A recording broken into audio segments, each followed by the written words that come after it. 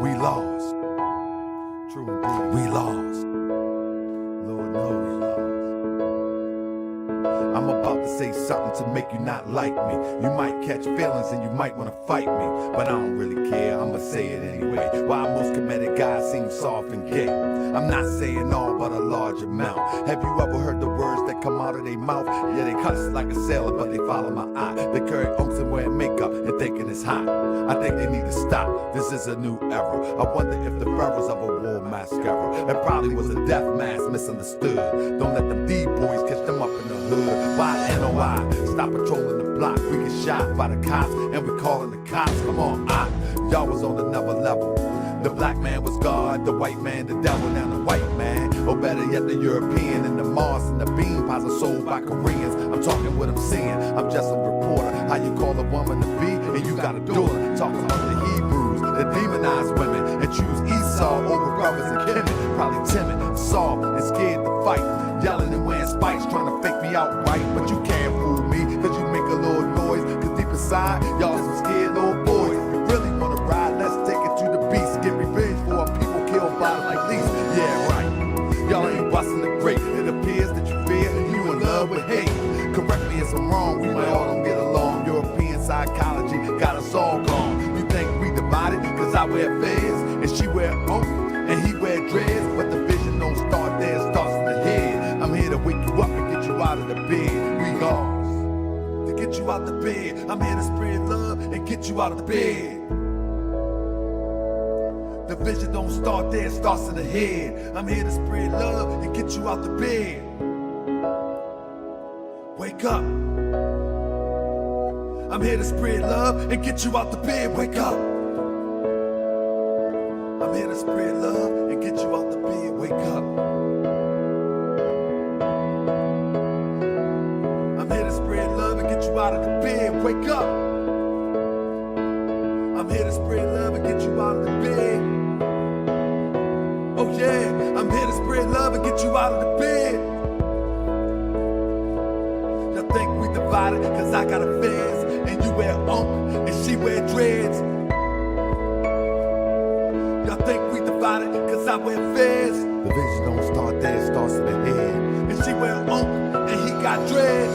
Moors need to wake up too, so I'ma wake up you. So we can get together, do what we gotta do. We ain't done much since the prophet left. More standing on law, we still in this mess. Haven't built the town to hold us down. Paperwork can't fear us, we looking like clowns. Never been to the temple, claim we follow the prophet, but I follow the prophet. I understand logic. People in the temple, time to hit the streets. Everybody do their part, and we ain't getting relief. The murder rate can be more, it's just gone crazy. Dope fiends ODing in the hood on the daily. Weed waste with chemicals, you drink and serve. We fighting over information, we got some nerve. To say that we conscious, we might know a little something, but we just frontin', cause we haven't done nothing, we lost. You think we divided, cause I got a fez, and she got a cross, and he got dreads. You think we divided, cause I got a fez, and he got an unk, and he got dreads. You think we divided, cause I got a fez?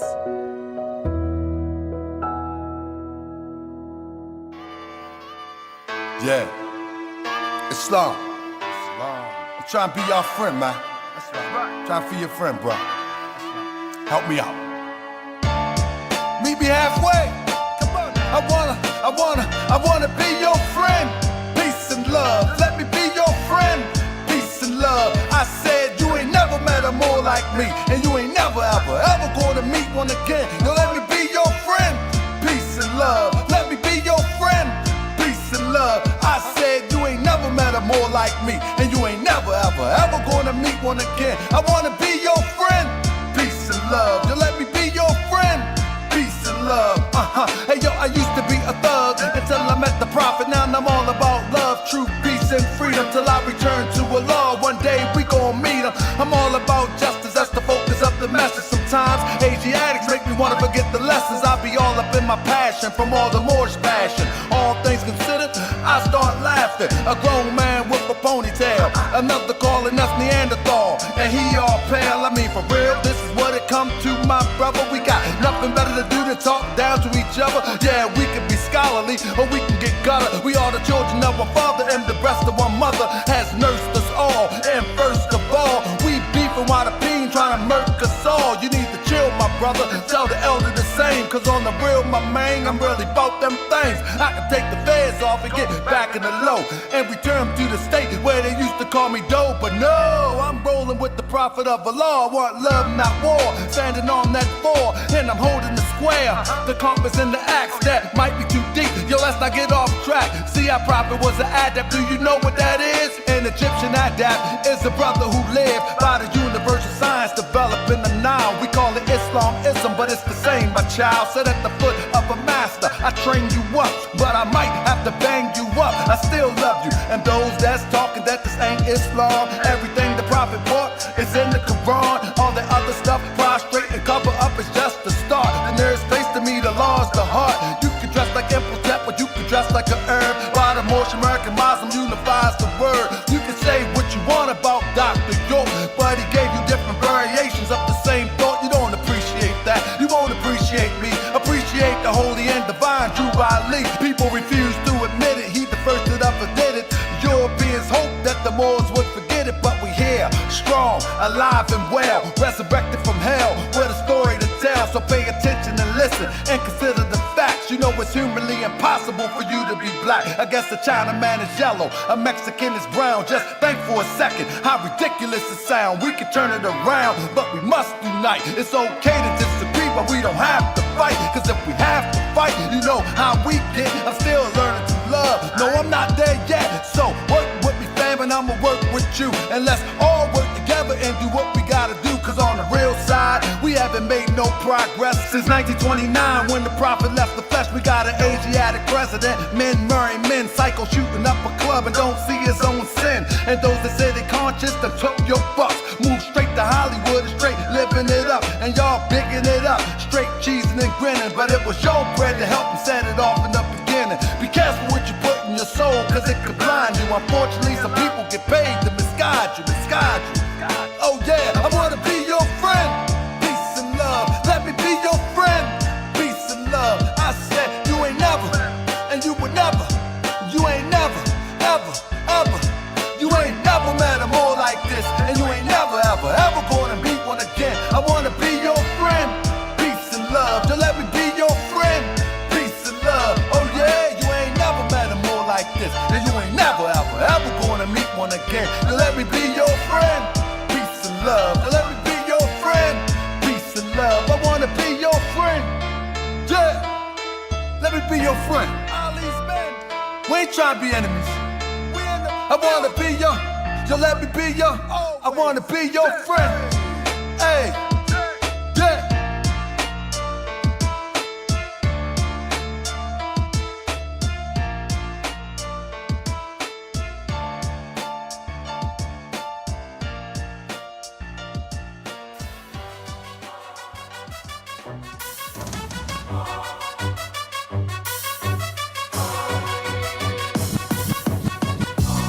I be that more you gon' remember. I'ma be that more you gon' remember. I be that more you gon' remember. To Harker Bay front line till the law call my number. I be that more you gon' remember. I'ma be that more you gon' remember, that's right. I be that more you gon' remember. To Harker Bay front line till the law call my number. If you a friend of the Moors, then you a friend of mine. I was told to watch my enemies, now hold my line. Those that speak against the prophet, they speak against me. And I'm speaking about the prophet over Drew Ali, who was the first to remind you and bind you back to Morocco, the mountains, Mississippi, and Quebec. Told you you wasn't black, proved it with straight facts. You tripping off trunks, you need to be tripping off that. Now here we go again, acting like you a slave. The same people taught European how to bathe. And looking at women buying European hair. No love for self, but do the men really care? Hell no, cause they got a love for Europe. Whole generation chasing pills, weed and syrup. Yeah, they love Lil Yachty, Tucci, Gucci, Kodak, Amigos, Ross, Lucid. But when the love for the woman look like your mother, I guess they say it's all black when it's under the cover. Now cypher, I be that more you gon' remember. I'ma be that more you gon' remember, that's right. I be that more you gon' remember. to Harker Bay front line till the law call my number. I be that more you gon' remember. I'ma be that more you gon' remember, that's right.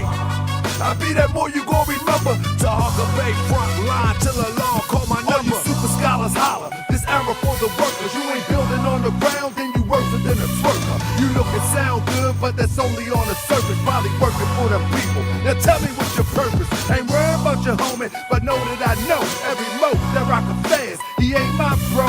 Yeah, you know I ain't slow. I seen it all before. How they try to kill the prophet, it was all for dough.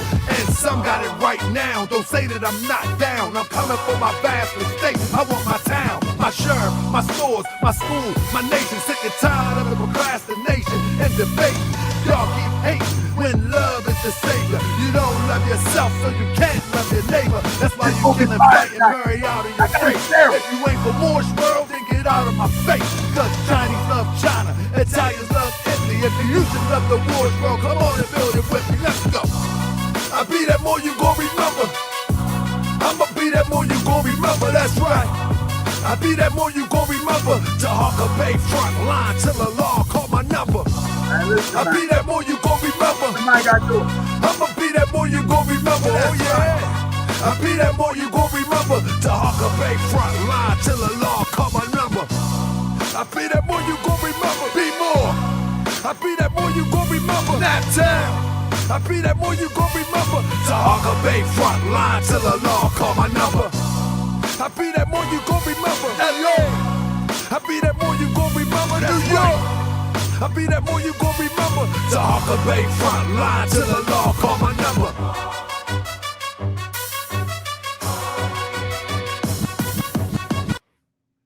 Welcome to another edition of Moorish World TV. Press the number 1 if you can hear me. Family, I'm a little bit rested up. I'm feeling really, really good about tonight. Man, listen, I got a few announcements I gotta make. Hold up. I got a few announcements that I gotta make, family. I hope y'all share this. I didn't get time to really share this like I wanted to, and let me tell you why. If you are not on the throne, I'm telling you. So the last few weeks, let me tell you something. The last few weeks, I must admit, I kind of been lacking on the throne, but shout out to all those like Sean, shout out to all those like Maymuna, Cryptonomics, and many other on the throne that keep the throne alive. And Zenzuna, and who is my other Lady T? Who else we got? Man, I forget my other people's on there, but let me see. I'm gonna find it. I gotta give them a shout out because they keep the information coming on the throne when I'm unable to. M Dizat, and it's one more Truth Seeker. Who else we got? It's one more, man, that I'd be remiss if I didn't throw his name out there. Black Hourglass, appreciate you. Sean from the Shy. And I think it's one more. Queen H. If I missed you, my apology, but I want to say thank you, the original people. I want to say thank you for keep it going. If people haven't noticed, I haven't been live on the throne lately. Truth Seeker. I haven't been live on the throne lately because, you know, at one, I caught that cold, that horrible cold that I caught. You know what I'm saying? And on the back of that, I was trying to keep the show going, and then I got caught up with the the kombucha and all of them shows back to back and new information coming out. But I'm gonna tell you this.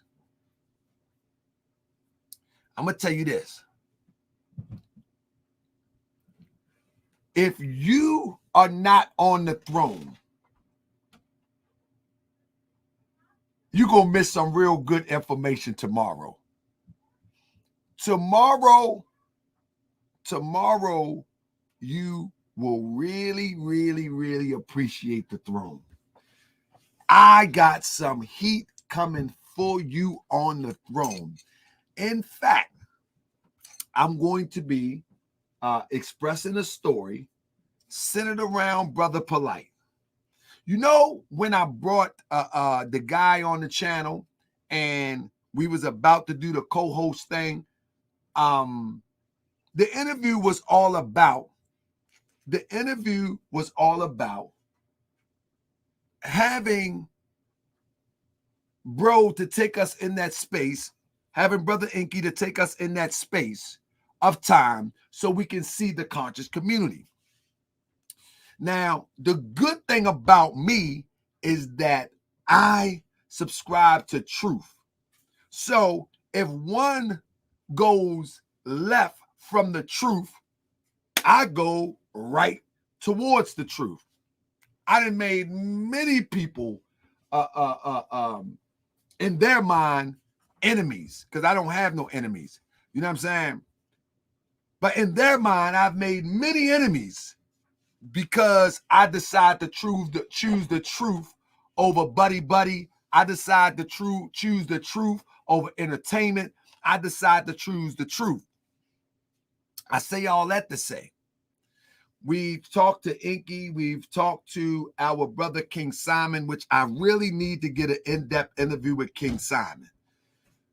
But recently, somebody reached out to me, recently as today.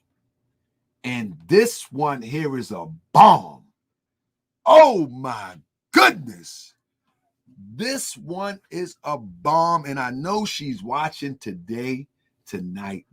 I can't wait till she goes through the step-by-step process to address her situation in dealing with Brother Polight. And she reached out to me, and you will know that the bomb will be dropped here. This is bigger than a flex bomb. This is bigger than a flex bomb. I'll tell you, this is a Moorish World TV bomb. So family, I can't give you too much right now because sis is working on a few things, trying to get a few legal matters in order. But I'm telling you, in the throne, I will put you on tomorrow on the throne. You follow me? I will put you on tomorrow on the throne. But now, family, another thing before we get started. Tomorrow night, man. Tomorrow on the throne, it will be, we are scheduled for 12 o'clock. No later than 1. And the way that I do the throne, listen, the way that I do the throne, on the throne, somebody can put the throne in here if you want to. The way that I do the throne is I got to catch it on the fly. Like, for instance, I was on the phone today and I wish I could have just went live on the throne right then and there, but I was like, nah, I don't want to be invasive with this conversation. So let me just ask, can I record the conversation, so I can take notes and et cetera, and maybe we could talk about it in our private group. And she said that we will be able to talk about in our private group. But now let me say this. Tomorrow night, family, listen, we're going to switch gears a little bit. We're going to switch gears a little bit, family, because, man, we big time now. We got Miss Monumental on here tonight. We arrived. We big time. You know what I'm talking about? We big time. We big time. We have arrived. But let me tell you something. As we arrive tomorrow, I wanted to show you tomorrow, family, that if anybody got the link to the throne, you can throw it in there. And anybody choose to join us on the throne, that'll be great too. But tomorrow, family, I got the king of interviews coming on the show. And if you don't know who the king of interviews is coming on the show, family, I'm going to have tomorrow. We're going to switch gears a little bit. And the reason why we're going to switch gears, because this is one of the guys that I looked at when I started blogging, or vlogging, if you will, and not just vlogging. I've looked at all of his successes. And so tomorrow, family, for all intents and purposes, we're bringing the big dog to the show tomorrow. We're bringing Doggy Diamonds. Anybody familiar with Doggy Diamonds? Who know Doggy Diamonds? Doggy Diamonds is coming on the show. And this is what you have to understand. Doggy Diamonds, he not only is the interview king, you know what I'm saying? not only is the interview king, he's into the conscious thing. But when we say into the conscious thing, we're not talking about some particular type of organization. He's very familiar with the conscious way of things. So we're going to be talking to Doggy Diamonds tomorrow. If you're not familiar with Doggy Diamonds, you will get familiar tomorrow. You will get familiar tomorrow. If you're not familiar, he didn't interview the like of Benzino. Anybody know Benzino? Benzino is the founder of Source Magazine. That's right. He gonna be in the building tomorrow, Doggy Diamond. He also interviewed people like Fabulous. That's right. He also had a hand in Forbes DVD. Who's familiar with? Now you got to be a hip hop head to be familiar with Forbes DVD. Now, I mean, you got to be anybody familiar with Forbes DVD? Anybody? You got to be a hip hop head. This was back during Smack DVD. Come on now. We got a legend tomorrow. Don't make me call him up. We got a legend tomorrow at 9:30. And we're going to go in on everything. We're going to talk about, I'm going to ask him things about Nicki Minaj, about the COVID. What do you think about that? I'm going to be asking him things about, has he been on Sinetta's couch? Not that I can remember. I don't remember him on Sinetta. Nah, this brother have a different type of demonstration going, brother. Nah. He's also interviewed greats like Nori. One of the best interviews that I've ever seen was the one he did with Nori. And Nori came back earlier this year, and Doggy Diamonds was on Drink Chaps. Drink Chaps. You feel me? I mean, was on Drink Champs. Now, hold up. Let me show you a little bit more, just so you can get familiar. And if you're familiar with P.D. Crack, he interviewed people like P.D. Crack. This is one of my favorite interviews, Ali Vegas. Ali Vegas, in that interview, he be talking about the Illuminati within the music industry. Anybody remember that? I see Sister Monumental, she in the building. Hey, sis, do you remember the Ali Vegas interview? That Ali Vegas is back now, and he's got a new album coming out, and I would love to get Ali Vegas on the show. I'm gonna see if we can make that connection. I'm telling you, man, this brother tomorrow night is going to give us a wealth of information of the industry, of the consciousness in the industry, and the per se consciousness. I mean, the per se consciousness with on this internet thing. We're going all the way in tomorrow. Let me get a few more in. I just want to get you familiar. Right here, he's interviewing Brother Sadat X. My brother Sadat X has also agreed to come on the show. Y'all know Sadat X from Brand Nubian? He's also agreed. I reached out to him. He said, just send me the email. I'm ready when you're ready. We got Sadat X coming on the show. And anybody that know me, y'all already know my brother, Lord Jamal, has already been on the show. We're going to bring Lord Jamal back on the show because we're not going to get caught up in these weirdos, man. We moving forward, family. I'm trying to tell you, this show, we're about to turn up over here. I mean, I said, no, I don't know about them, but bring it. We're going to have Lord Jamal coming on the show. And then one of the most monumental interviews that Doggy Diamond did was the Max B interview. Max B is now serving 75 years. I think he got the time took back or something like that. We are going to go and to be talking about the Max B. He was Doggy Diamonds was world renowned before Max B, but when he interviewed Max B, that interview was crazy at that time. So we're going to be talking about that. You know what I'm saying? We're going to be talking about that too, family. Real talk. We're going to have a beautiful lineup coming up soon for you.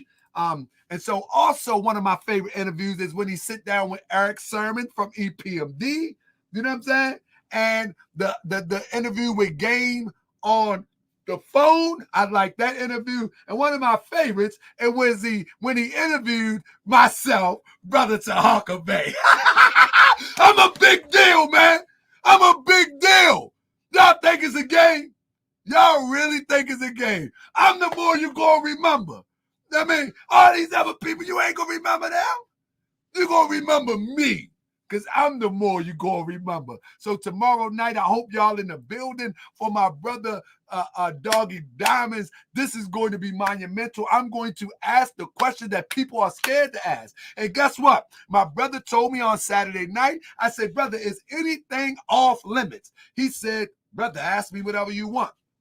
Ask me what you want. And then to show true love, my brother said to me, we were talking about interviews, and he said he's seen some of my interviews, and he gave me the best advice, and I'm taking the advice. He said, brother, soon as you see somebody take over the interview, you take it back like that. He's a veteran. I didn't get into this for interview. He's a veteran. And so shout out to my brother Doggy Diamonds, who will be here tomorrow night at 9:30. I'm excited because I'm a hip-hop head. I'm a hip-hop head. And now, then Tima Wood said, is that Alicia Keys? Nah, that's Miss Monumental, but she got the keys. You see what I'm talking about? She got the keys. And tonight, we're going to be talking about Brother Polight. So if you can, sis, Miss Monumental, would you introduce yourself and tell us a little bit? Now, hold up. Third Eye 6. Okay, GS, let her speak. Hey, Third Eye 6, stop now.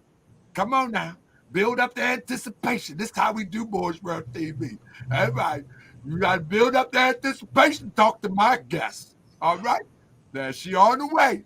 Don't you be rushing. Slow down. We got Sadat X coming on the show. Slow down. Now, with that being said, sis, Miss Monumental, can you please tell us a little bit about yourself and share with us your expertise in this field as we look into these charges of Brother Polight, to be able to give an idea if it's serious, if it's not, has they been dropped, has they been left? But before we get to that, sis, please tell us a little bit about yourself and where you come from and your qualifications. No worries. All right. Well, thank you for having me on your show. I do want your guests to understand that I am an advocate for parents and for children. So the reason I'm here is because if I can encourage any mother to speak out or any father to speak out when they hear anything about their child, is not to let it go uninvestigated or undealt with, because there's too many parents in our community that do hear or know of, or the child try to express something to them and they haven't acted on it. So it's very disheartening, and I'm here just hopefully my voice can help encourage parents and encourage, if any children are listening, for them to speak up, because that's the only way we're going to be able to identify these people. Unfortunately, sex crimes is one of the crimes that need to be punished more severe, and it's taken a little too lightly sometimes. So I'm just a real advocate for children, and I'm hoping to encourage some parents to stand up for their kids by being here today, to let them know that, yes, there are prosecutions, and I don't care how many people got slaps on the wrist in the past. Take it to the fullest extent that you can, because these are your children. You have to protect them, and your children need to know that you're their number one support and their number one advocate, and that you will go to the extent that you need to as a parent to help them, if they ever suffered anything like this. So let me just tell you my background. So a lot of people in your last chat like, oh, she's not a sister, blah, blah, blah. Okay, listen. My mother is a Taino Indian born on the island. My father is a Susquehannock. If you're familiar, you're in Maryland, I believe. If you're familiar with central Pennsylvania and central Maryland, there's a Susquehannock River. So my mother's side, everyone grew up along that river. Susquehannock Indians was pushed west out towards Ohio by pilgrimage and whatnot. And so my father's family is Native American. My mother's family is Taino Indian as well. So that's my personal background. How I came into law, I was one of those little girls who always watched the Judge Judy's and the judge shows all day, all them shows. So I had a passion for it, but I was also one of those little girls who felt like I wanted to get money early and, just do my own thing. So I I had a relationship with the law on both sides. I had a passion for it, just justice and seeking justice. And then I also had they shouldn't be telling us what to do. We should be able to jaywalk without, punishment. I see how everyone gets railroaded. My friends went from middle school to jail for life. You know what I'm saying? So I always had this double dutch with the law. Unfortunately, a few years ago, about 12 years ago, I was on the side of the prosecution when my mother was murdered. So I did go very hard to make sure. I even tried to, I even testified to try to get him capital punishment in Pennsylvania is a death sentence. So I really went hard in that. However, previous to that, I had a family member, my first cousin godbrother, who was charged with a murder he did not commit, and that the DA spoke to my family specifically and said, we know he didn't do it, but he just won't tell us blase bla's name, is what they understood. They understood that my godbrother might have had the information, but they needed to get a conviction, and that's what they did. So to this day, we're still fighting that charge. To this day, we got jailhouse informants to come and recant their story and tell the truth of why they felt pressured by the DA and why they felt pressured by police to lie on my godbrother, my cousin. So in something as serious as murder, I've been on both sides of the fence. But we'll go into it, because once I started getting out of the street and needing to make a future for myself, I decided to go to school. And Miami-Dade College is one of those schools that offers a 2-year program for paralegal. I know you see commercials. If you're ever at home in the daytime, you'll see, you can get your certificate in paralegal or whatever. Like, that's not the kind of education I wanted. I didn't want a 10-week or 10-month course. The University of Miami, everybody who knows football knows University of Miami, they do offer that program, but it's 10 months long. And that program is not approved by the bar, which means it's a curriculum that's get you in, get you out, take your $4,000 and take your certificate and go. The type of program I wanted to do was extensive, and it was a 2-year program. So during that program, my qualifications, I did have to work for attorneys. I did have to attend depositions, attend court hearings, court cases. That's just on the educational side. I did graduate with honors, which means I barely got a B, if at any time, I think. But anyhow, I say all that to say I don't know sex crimes. I do know how to research. I don't know minors in Florida. I know federal offenses in Florida. However, I do know battery. So I personally have been charged with a battery against a European male. So I went and took that to trial. So I can tell you a lot about the court system. I could tell you about the law, and I'm just here to help explain so some people don't have a confusion of how Florida law operates and how federal law operates. Because a lot of people talk about, this could be a RICO case, or he could draw people in, or he could give people up.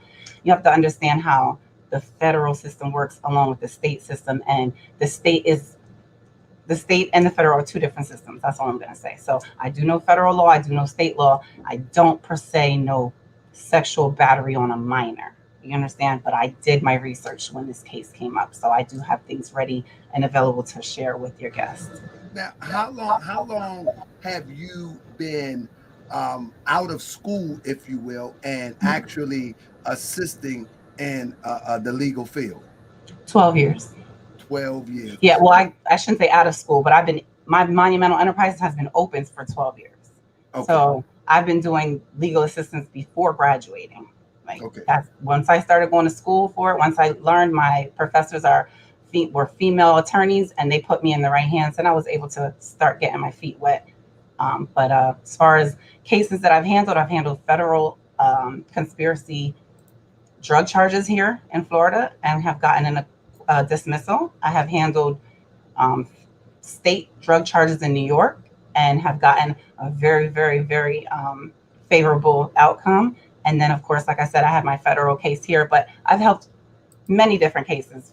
Family law, I've helped advocate with, like I said, accused individuals who are innocent. So I have my hand in everything. And as a paralegal, truly to be marketable with attorneys, is good to know a little bit of everything, because once you're in something in law, they want you to just know that particular lane in and out. But once you know a bunch of them, you're a valuable asset to any attorney. So And I wanted to ask you that. Shout out to Issa El Monti, who also is in school with law. He could be finished now. I don't know the greater particulars, but me and him talk about law in the background. And shout out to him. And I'm glad he tuned in tonight because I know we'll be talking about this tomorrow on the phone.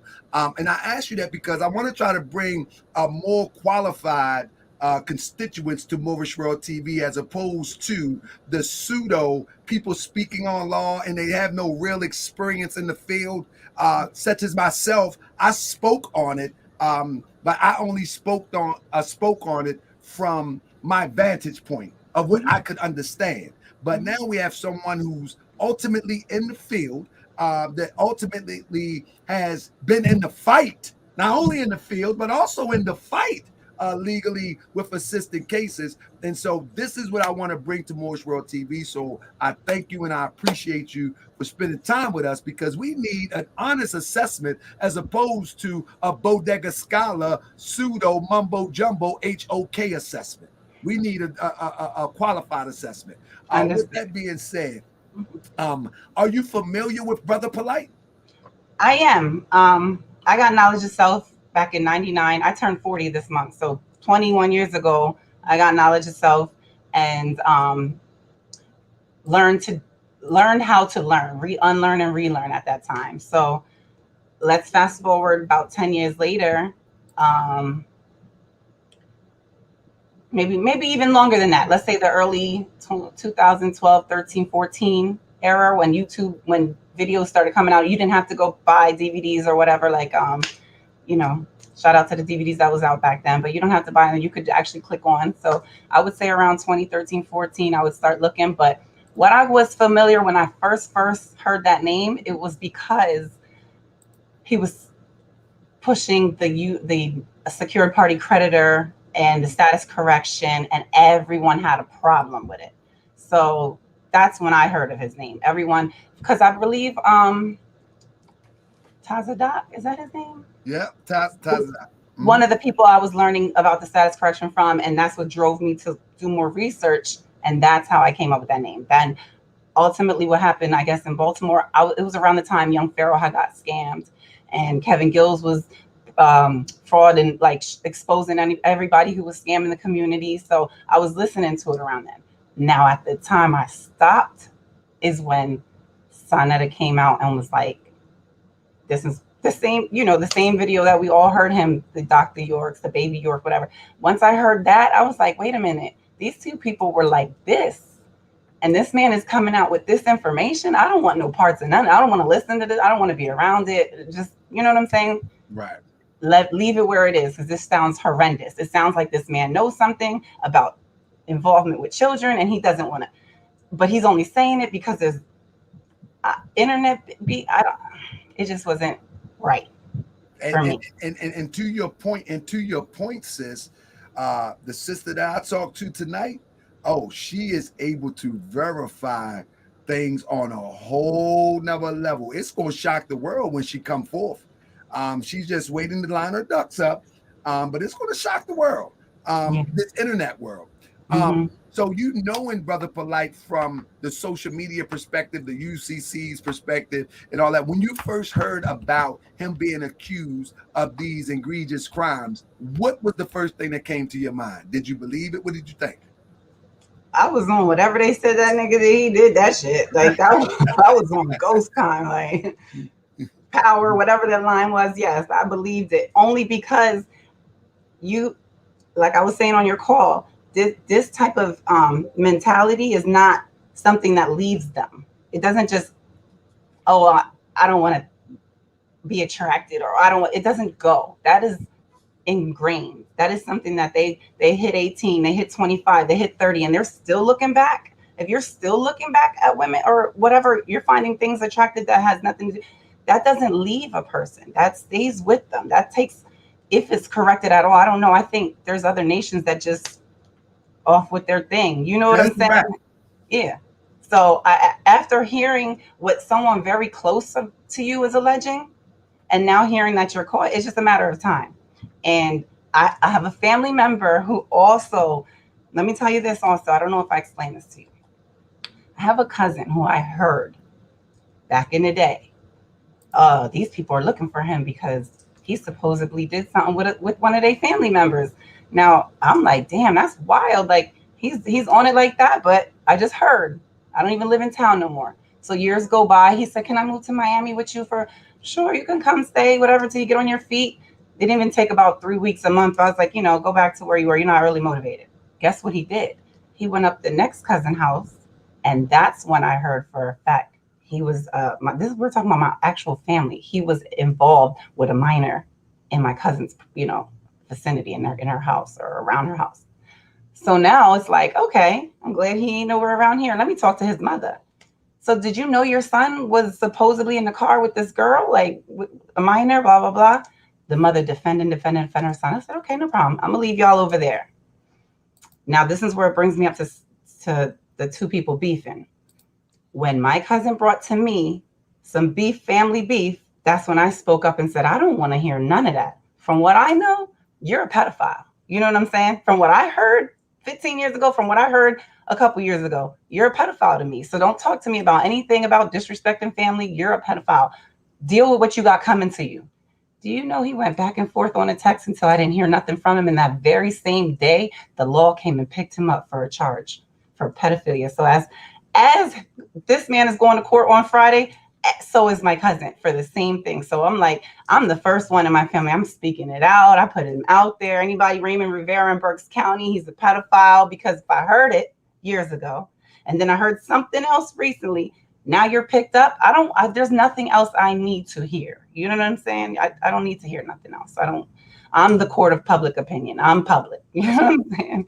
So that's where I'm at with it. So yes, I didn't need to hear anything else. It was like your right hand said something. Now there's legal charges. And I did want to get into explaining, about how that works in Florida, about police reports and information filing and things like that, because that gets confusing. Yeah, and so this is what I'm going to bring out now, and I was looking for as you were talking, the police report. And as I look for it real quick, the police report, people was making these comments as it relates to the police report that the charges was dropped, and when I first started reporting on it, people actually were saying, "Oh, we ain't over police report. No, that's phony." So I ultimately get the real police report. You know what I'm saying? Shout out to the Morse World TV researchers. We get the real police report. Now everybody's getting quiet. But could you give us an outline of how this police report works to determine the initial charges that we're familiar with? Sure.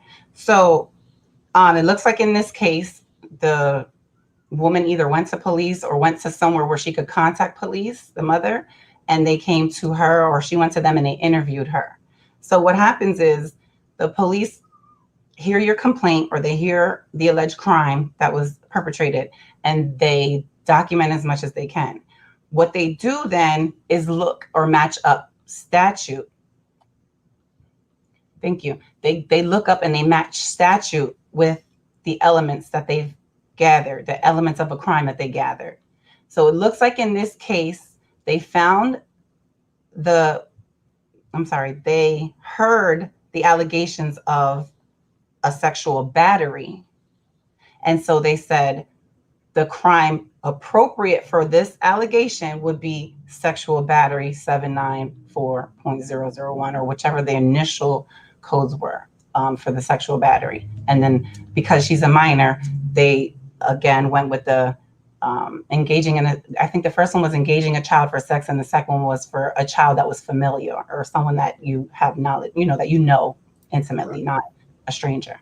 But the police match what you tell them with an applicable crime, and then they enter it into the state, and the state files it with the county. Once they file it with the county, it's a computer system. They put in, and I'm gonna tell you from firsthand experience, I was charged with battery. So they put in a felony charge against me. I bail out. Now I have to show up to court and plead not guilty.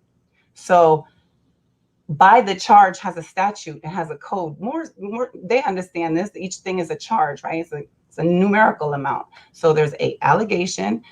These things add up to a particular code or crime statute, and the charges then get sent to state attorney, who processes it in the clerk, and the clerk sets a bail amount according. If it, like they said in his hearing, it was a standard bail. So what they looked at was first degree 10,000, first degree 10,000. What the state attorney was saying was they didn't see that at the end of this actual statute that this actual crime was punishable by life. It's a PBL code, and therefore that's a non-bondable offense. So if at any time he's detained on these charges, he wouldn't have gotten out because the code would say no bond. But this once he was officially arrested, I guess in this case, this clerk made a mistake, which is who files your bond. The clerk filed it. So because, for instance, in Florida, when you get arrested, you call a bondsman. As soon as the clerk processes your bond, they have an amount. Right. You don't have to see no judge. You don't have to see. As soon as it's processed, as soon as it's entered into the clerk is the state. So as soon as it's entered into the system, they have to afford you the right to bail out in most cases. So that's a number, a dollar amount that matched that code. So in this case, it looks like the clerk did not see that. It was the end of the statute says because she was, I believe the first one was because she was under the age of 16 and because there was drugs and alcohol potentially in there. That's what makes that crime punishable by life. It was the additional factor of drugs and alcohol. I mean, we could read the statute straight through if we need to, but that was why he was originally charged and was set a bail, but was able to post the bail, but still had not been formally arraigned with the charges read out like he was on the 15th. I have a flow chart for you as well. I don't know how to share a screen, but I can show you how this process works in Florida. If you're able to, what you got in your hand? No, it's on the screen. You on your computer? Mm-hmm. I'm gonna give you a crash course real quick. On the bottom of your screen, do you see a plus sign that say share? Yeah. Tap that plus sign that say share. Okay. Okay, and you got some window panes there. Look for the window pane that got your document in it. Okay. You see it? Yeah. Tap that window pane. Okay, gotcha. And it should come up on here. And then on my side, I'm going to allow you to, if I had time today, I'd have went over this. I was so busy, but I think you'll be able to get it real quick. That's okay. All right. So. And then tap share. There it is. All right. Hold up. Do you see, let me see if I can make this bigger. Do you see this sexual violence criminal case flow chart? All right. Now do this for me. Now go to the, I guess it would be the right side of the screen, them 3 dots, and see if you can enlarge it. Just so we can see it a little bit. Oh, okay. Matter of fact, you got and back at the top of the page, you're on the PDF. Yep. So yeah, you can do it like that. There you go. There you go. We working now. Come on, let's go, sis. I'm excited. I'm learning. Oh, all right. So his first appearance, if he made it, like I said, they have video court. It's just for the judge. Oh shoot! Hold on. You did good. You did good. Okay. There you can hear me? I can hear you well. Okay, so if like the DA said, this is his first appearance in front of that judge. That judge is supposed to be, Alfred is supposed to be the judge who would try this case. In Florida, it's not like New York where you go to central bookings or another. I'm sorry? Oh, okay. Can you hear me, Tahaka? Yeah, I can hear you well. Oh, okay. All right, so yeah, so it's not like you go to a different judge and get arraigned and then you see someone else for trial. This judge is supposed to have your arraignment, hear your motions, and also try the case.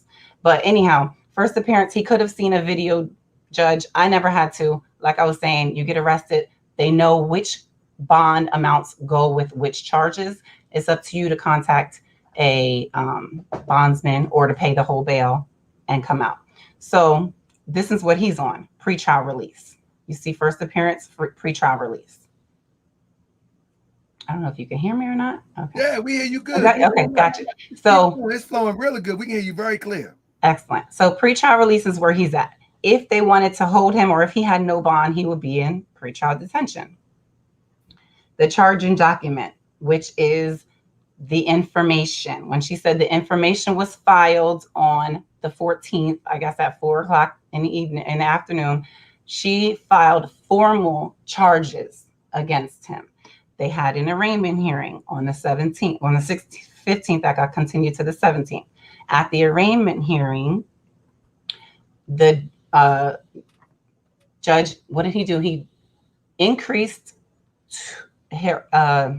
Michael Nowak's bond amount by $25,000. How did he do that? He noted that 21,000 was already posted by the bail bondsman, and the additional 25,000 went to accordingly to the additional 4 felonies that were charged. And I'm sorry, and the 3rd degree felony. So there's 5 additional felonies charged. So let's say he had the 2 most egregious charges, which he should have gotten no bail for, if the clerk had filed it correctly, or if the state was even on top of it. I'm going to say that as well. But once his DNA matched and they had a warrant for his arrest and he turned himself in, he should have been held no bail. She was right for that. But they put in 10,000 each count, 1,000 for the misdemeanor. So 21,000 was put up by a bail bondsman. I don't know. In Florida, there is a 10%. You could put 10% down to secure a bail from a bondsman who just does a surety bond, right? It's an insurance bond. He puts up the money. He puts up the total amount. You put up a portion, maybe collateral. Pardon. And you put up a portion or maybe collateral, and then he holds that. You don't get that 10% back. He'll put the whole 21,000 up, and then you're released. Now, when the judge saw that 21,000 was put up, and the judge and the defense attorney argued, well, yes, there's new charges, but he can just be ROR'd on those charges. He could be released on his own recognizance, his own word. His word is supposed to be bond. He could be released on that. The judge was not hearing that. The judge said, I read this information, not with what's on file. I'm not going to leave him ROR. I'm going to post a dollar amount to match these charges. Now, each of these 4 second degree felonies, he put a $10,000 bond on, bail amount. He set a bail amount for. He put an additional 5, interference of child custody is a 3rd degree felony. He put an additional $5,000 bond on that, bail amount on that. And then the 3rd count, which was the misdemeanor, the 1st degree misdemeanor, he put $1,000 bail. So it's not 21,000 plus 46,000. I've read some comments like that. It's the 21,000 he originally posted plus the 25,000 for the difference in the amount of what he already posted. So 21,000, those charges are being no action at this time. We'll go into that. And 25,000 equals a total of 46,000. What Florida does not need Michael Nowak to do is return to Florida to be rearrested and rearranged on those charges. What he needs to do is contact his bondsman and increase the bail amount so that the bondman can now secure his release, pretrial release, with a higher amount. At the end of the day, it's Florida. 10%, they'll take it. They'll put it down. And to be honest, 46,000 is not a lot, like a high bail in Florida. Absolutely. Nowhere, actually. Let me share this real quick. Mm-hmm. When I'm reading here, the bond here, Mm-hmm. it says that it's been posted, bond received on 8/18. Would that be identified as the bond that they was asking for the additional funds?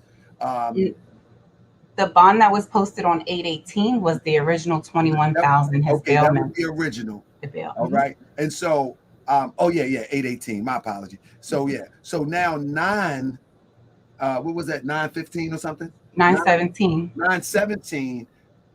Just for clarification, he would just have the additional funds added to make the total amount 46,000. Correct. Okay, got you. Okay. Correct. Yes. So 25,000 now has to be fronted again from the bail bondsman, which the bail bondsman will go back to him and ask for his 10% or whatever. A lot of people ask about him being a flight risk. The DA herself at the very beginning of the hearing said that this is a media case. I personally don't think that they feel he's a flight risk at the moment. Because if she did, she would have had to file that. I think she would have been smarter to file that between the time he bailed out and this first hearing. That's just my personal opinion. I'm not going to say, why she didn't or did not, but if she felt he was a flight risk, then upon the posting of the first bond, she would have filed a motion for bail enhancement, or like she said she would do, based on these charges, the severity of the charges. You think considering the is the bond or the bail reflective of the seriousness of the charges? I mean, does it fit in your research? The bond amount fit the the level of the charges? I'm kind of biased with that because I've seen bail $300,000 for selling crack in Brooklyn. So you know what I'm saying? Like here in Florida, like I said, they do thoroughly prosecute these cases, but I don't. I personally think that they could have done better at being on top of the bail amount prior to his detaining. Because if you send someone a warrant, if you suggest a warrant to a judge to have someone arrested based on DNA matching, results of a rape kit. Personally, I would have liked to see her fight for a higher amount, but yes, like she said, that's the standard bail for a second-degree felony. So I understand. The judge could set it at any amount they want. Any amount above it, and his lawyer could have mitigated, could have argued for it to be less, like he argued for it to be ROR. But no, to answer your question, I think that she didn't aggressively fight or file for a bail enhancement like she did. Now, before we go into the next step, what does it mean that these charges that was initially filed, no action? When Polight said that the charges was dropped, and he made that video that the charges was dropped. However, as you can see, if you pull it up now on the docket, it's still there. It's not dropped, but it does has no action. What actually does that mean in legal jargon? Okay, no action means that the information she received potentially could implicate this offender with these charges, but at the time, as the case is progressing, she's now charging him with the 4 or 5 active charges, which 6 is going to be there. And no action just means they're sitting there. If along her investigation she finds or they find more evidence that these charges are substantial, then she can re-prosecute, meaning she would have to do the exact same thing as this flowchart showed. Start with the pre-trial release, change the charging document, and add those charges back. So currently, basically what it's saying is they're there, we're not prosecuting them. However, if more information upon investigation comes up, the man could be deposed and interrogated and confess to it. At least they have them there. They can say, these were the original charges based on information. Now, upon investigation, we find reason to continue prosecution on these charges. So right now, they're not continuing the prosecution with those charges. That doesn't mean that they can't.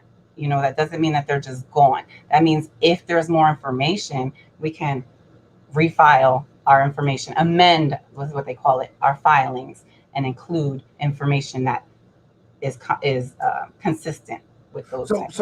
So him making that statement that they dropped the charges, was that a flat out lie or maybe an ignorant statement on his part?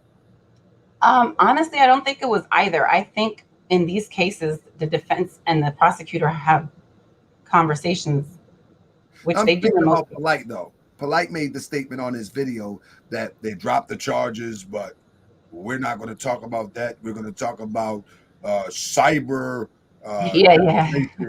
So drop means they're not prosecuting that at this time. So he probably has confirmation from his attorney that they're not going to go ahead with those charges at this time. Like, that's probably what gave him the confidence to say that. You understand? Like, if your attorney says, look, I talked to the DA, they're going to go with these charges, they're not going to file you on these charges, that will give a defendant a sense of confidence, that, okay, I'm in the clear for the first degree, which are punishable by life, but, you still have second degree. So I don't think that, I'm sorry?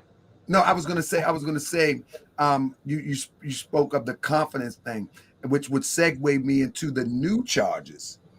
If he had the confidence that he interpreted that conversation as being dropped, Mhm. He interpreted it as being dropped, which would segue us into the new charges. If I can put them up real quick, Sure. the LNL, molestation of a child. Mhm. What on what level? Let's take the LNL, engage, and number one here, if you can see it. Mhm. What would be the difference? What's this one? Is engage in child? Okay, so I have the statute up right here. All right, and let me go to it. 804. Hold up, So stop your screen share something. You got a lot of mixed up in there. You see? that's okay. So 800. We'll go to the statutes. Hold up 1 second. Stop Mhm. stop your screen share for a second because I think you My hit the fault. wrong one. All My right, now fault. try it again and just hit the window Gotcha. and then All share. right. All right. What you hitting? Hold up, let me see something. Got it? Oh no. No, oh, there it is. There it is. All right, there you go. And Okay. if you can hit them 3 dots and just blow it up for us a little bit. Oh yeah, that's right. My fault. Okay, zoom. All right, there we go. All right. So you see this chapter deals with lewdness and indecent exposure. Lewd and lascivious offenses committed upon or in the presence of persons less than 16 years of age. Those are all four of his second degree. All four of his second degree. 1, 2, 3, 4. Yes, 2 of them are under this statute code right here. I believe you read this, but I did want to highlight this right here: the prohibited defenses.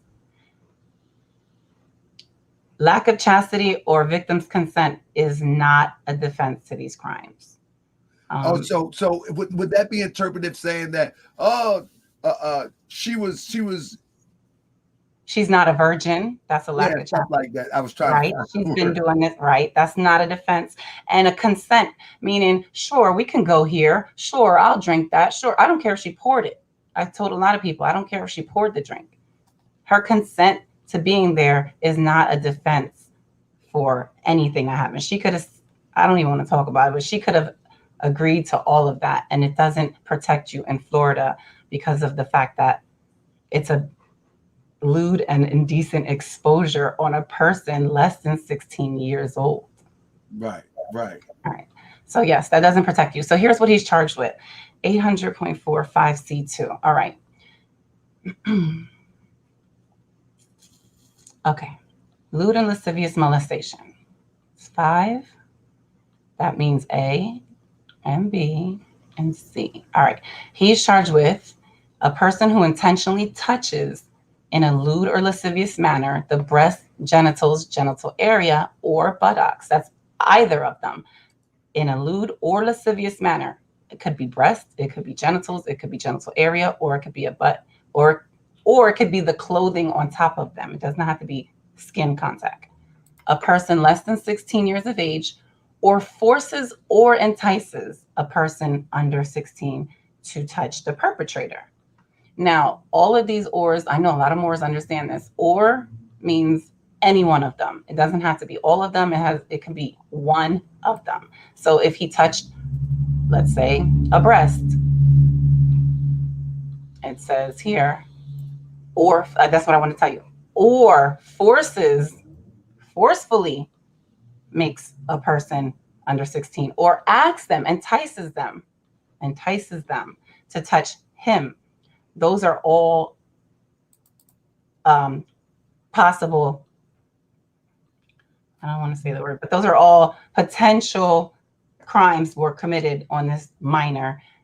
Either one of them. I shouldn't say you have to do all of them. Either one. I shouldn't say all. I don't know what I was thinking, but either one. So 2 counts of this means he's done it more than once. And this is what they have charged him with. 2 more than one. No, I'm not more than once in another time. In this in the same setting. Correct. So 2 counts. I did not know that. Yes, he has 2 counts. That means you could have. You have the police report. I don't know it by heart, but it says. I'm gonna bring it up in a second. It says something about inner thighs or something. Yep, I'm gonna bring. That's genital area. That's genital area. If he touched her breast, that's here. So if he touched her breast, that's 1 count. If he touched her genital area, that's a 2nd count.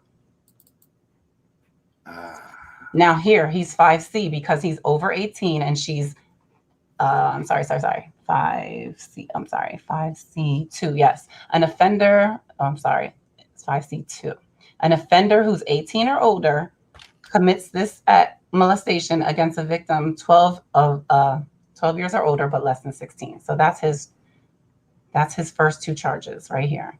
Lewd and lascivious molestation from an offender who's over 18 with a victim who's over 12, less than 16. Those are his first two. And it tells you that these are second-degree felonies punishable by these particular statutes. I do want you to know that sexual crimes have an elevated sentence. It's not, we'll talk about sentencing at another time, but yes, it's punishable by these particular statutes. It's a second-degree felony, which I think you read is 15 years, up to 15 years. But there is mandatory minimums, and that's what we're going to go into in a minute. So this took care of the first two.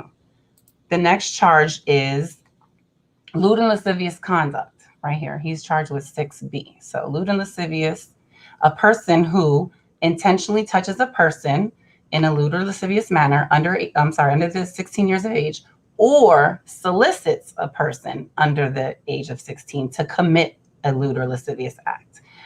So in this case, I believe it would be the intentional, they're going to go with the first one, which would have been a person who intentionally touches a person under 16 in a lewd or lascivious manner, and it's 6B. So it is an offender. Here's the the punishment. Second-degree felony, punishable by pretty much the same statutes. Now, the fourth one, and this is the one where we want to talk about semen. The fourth one is lewd or lascivious exhibition.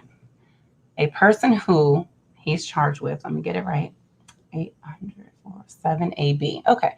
A person who intentionally masturbates, intentionally exposes the genitals in a lewd or lascivious manner, which means not by accident. Okay. And in a manner to be lewd or lascivious, which is not clearly defined in Florida law. They leave it up to the community, but we'll finish.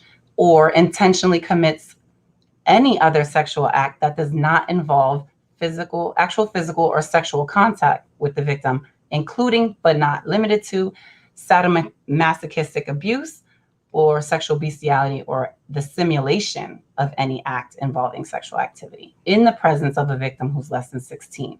That offender commits lewd or lascivious exhibition. So it could be either or. But what I wanted to talk about, it could be one, it could be two, or it could be three. What I wanted to talk about this for was the allegations, and the DA said it herself, that they found semen on the child, indicates to me, how did the semen get there? It had to come out, correct? It didn't just, Lord have mercy.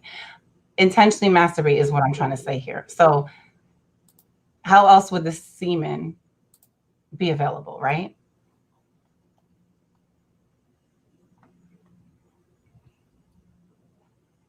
A person who intentionally masturbates. How else will the semen be available if it wasn't the first one? Remember, the first charges were sexual battery, and I'm gonna give my opinion about that, but I don't want to help. Well, real quick, sis, let me just chime in real quick. Let me just go over the police report so people can get a little bit more perspective on what you're actually outlining, as we went over it before. And it's real quick. I'll just read it real fast. It says that, start up here. It said that defendant Nowak, 37 years of age, the victim's mother, Arocho, 31 years of age, were dating for over a year. On 2/27/21, at approximately 0000 hours, defendant Nowak requested Miss Arocho to allow him to take the victim, TS, 14 years of age, to an after party, quote unquote, in order for him to speak to her and mend the relationship between mother and daughter.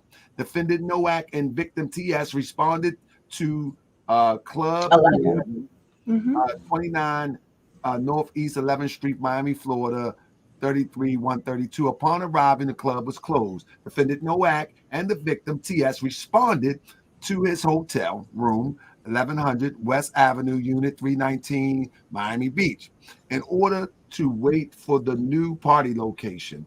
While they were in his hotel room, defendant Nowak provided victim TS with numerous alcoholic beverages in which she consumed. Victim TS stated that defendant Nowak started dancing and touching her inappropriately all over her body, groping her breasts, inner thighs, and buttocks area. Furthermore, victim TS stated that defendant Nowak set her on the bed as he pulled his penis up and outside of his shorts and underwear while he grabbed her head and pushed her towards his genital area. Victim TS lost consciousness and later awoke while defendant Nowak was forcibly trying to make her throw up by pushing his fingers in her mouth and down her throat.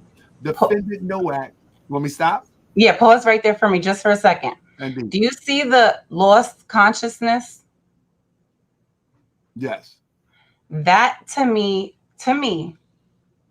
just public opinion, is part of the reason it is difficult to prosecute on the battery.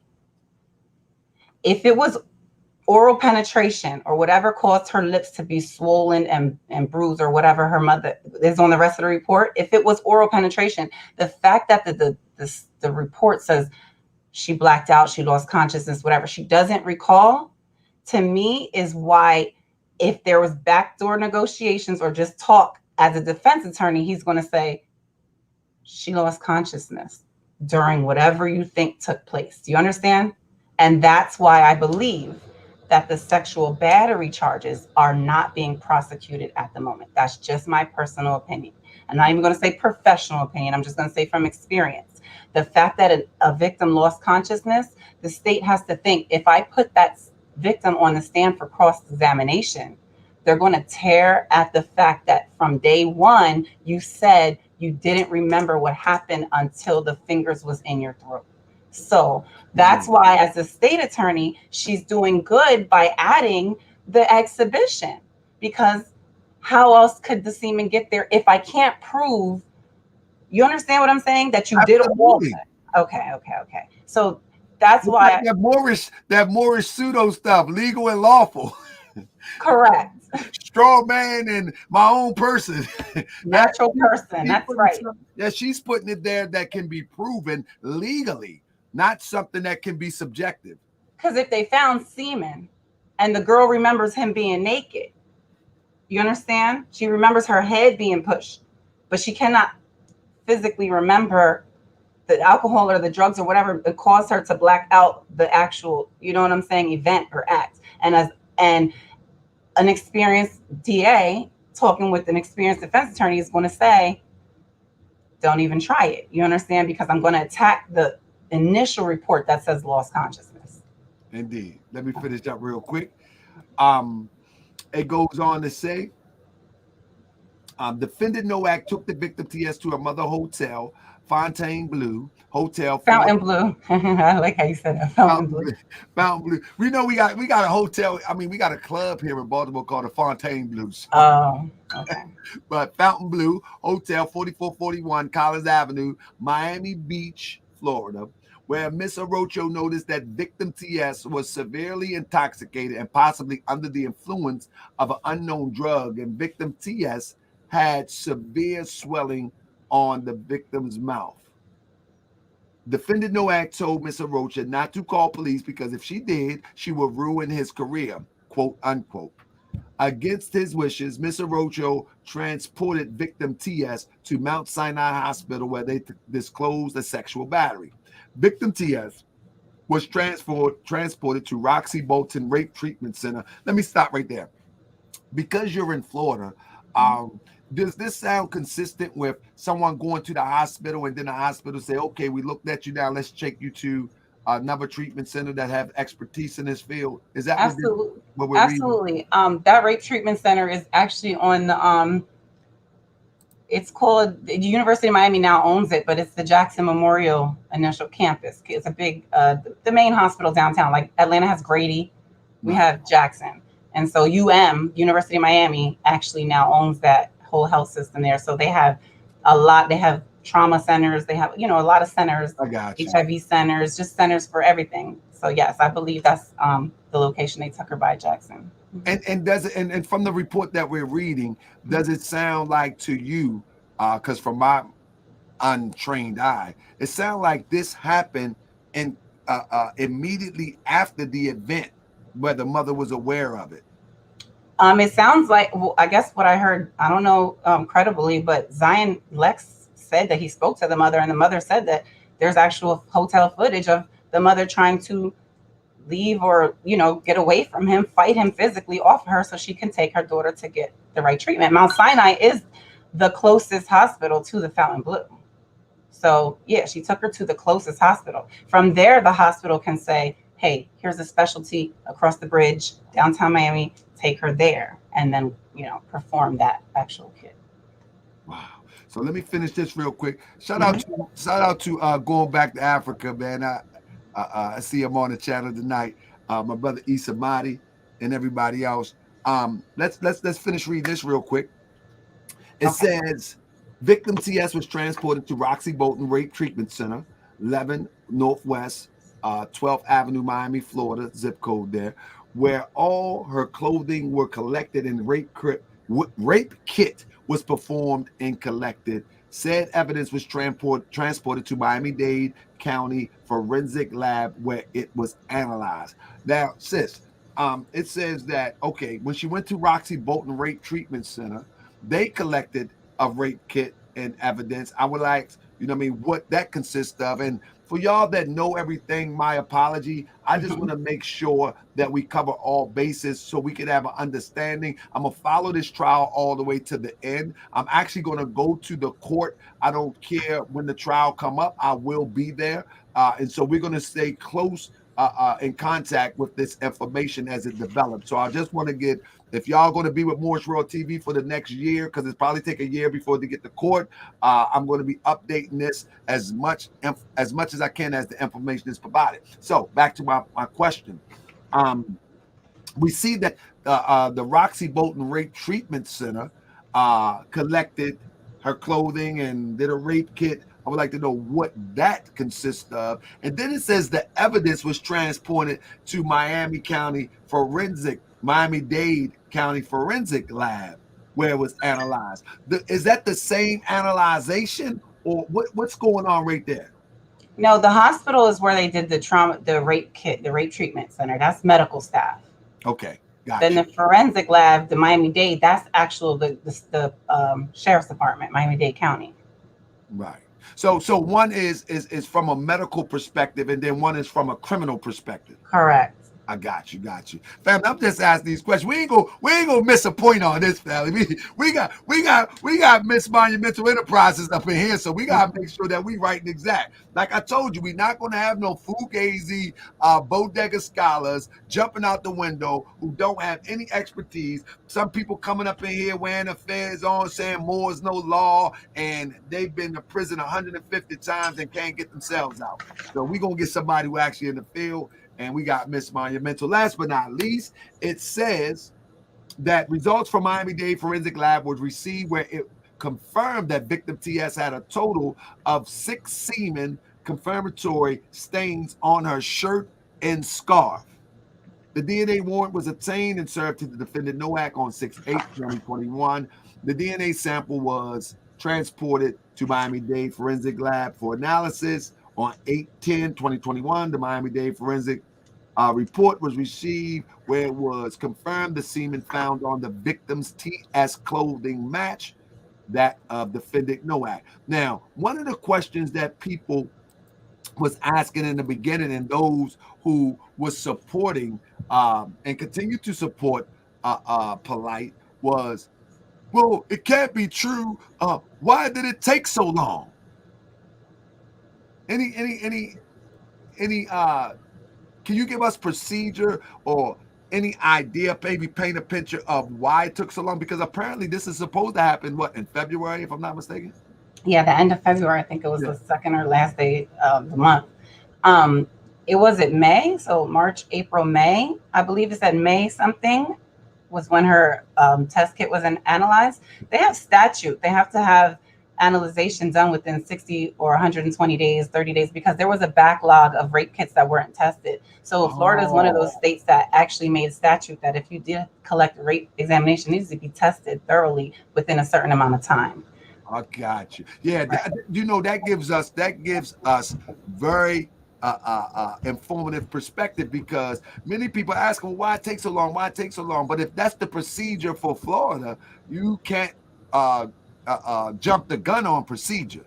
Right. I mean, I don't know. I can't say how many they had to do. I don't know how long they were backed up from COVID. I don't know. But I do know that there is states that have backlogs, and Florida is one of the states that tried to prevent it. So Florida said 60, maybe 120 days max, depending on these test kits need to be analyzed. So March, April, May, 2 months of investigating, 2 months of gathering, the right. I don't think that's a long time in Florida to have something prosecuted like this, because this is a serious crime and they have to do a lot of investigating. I'm hoping that the state attorney did a lot of investigation during that time.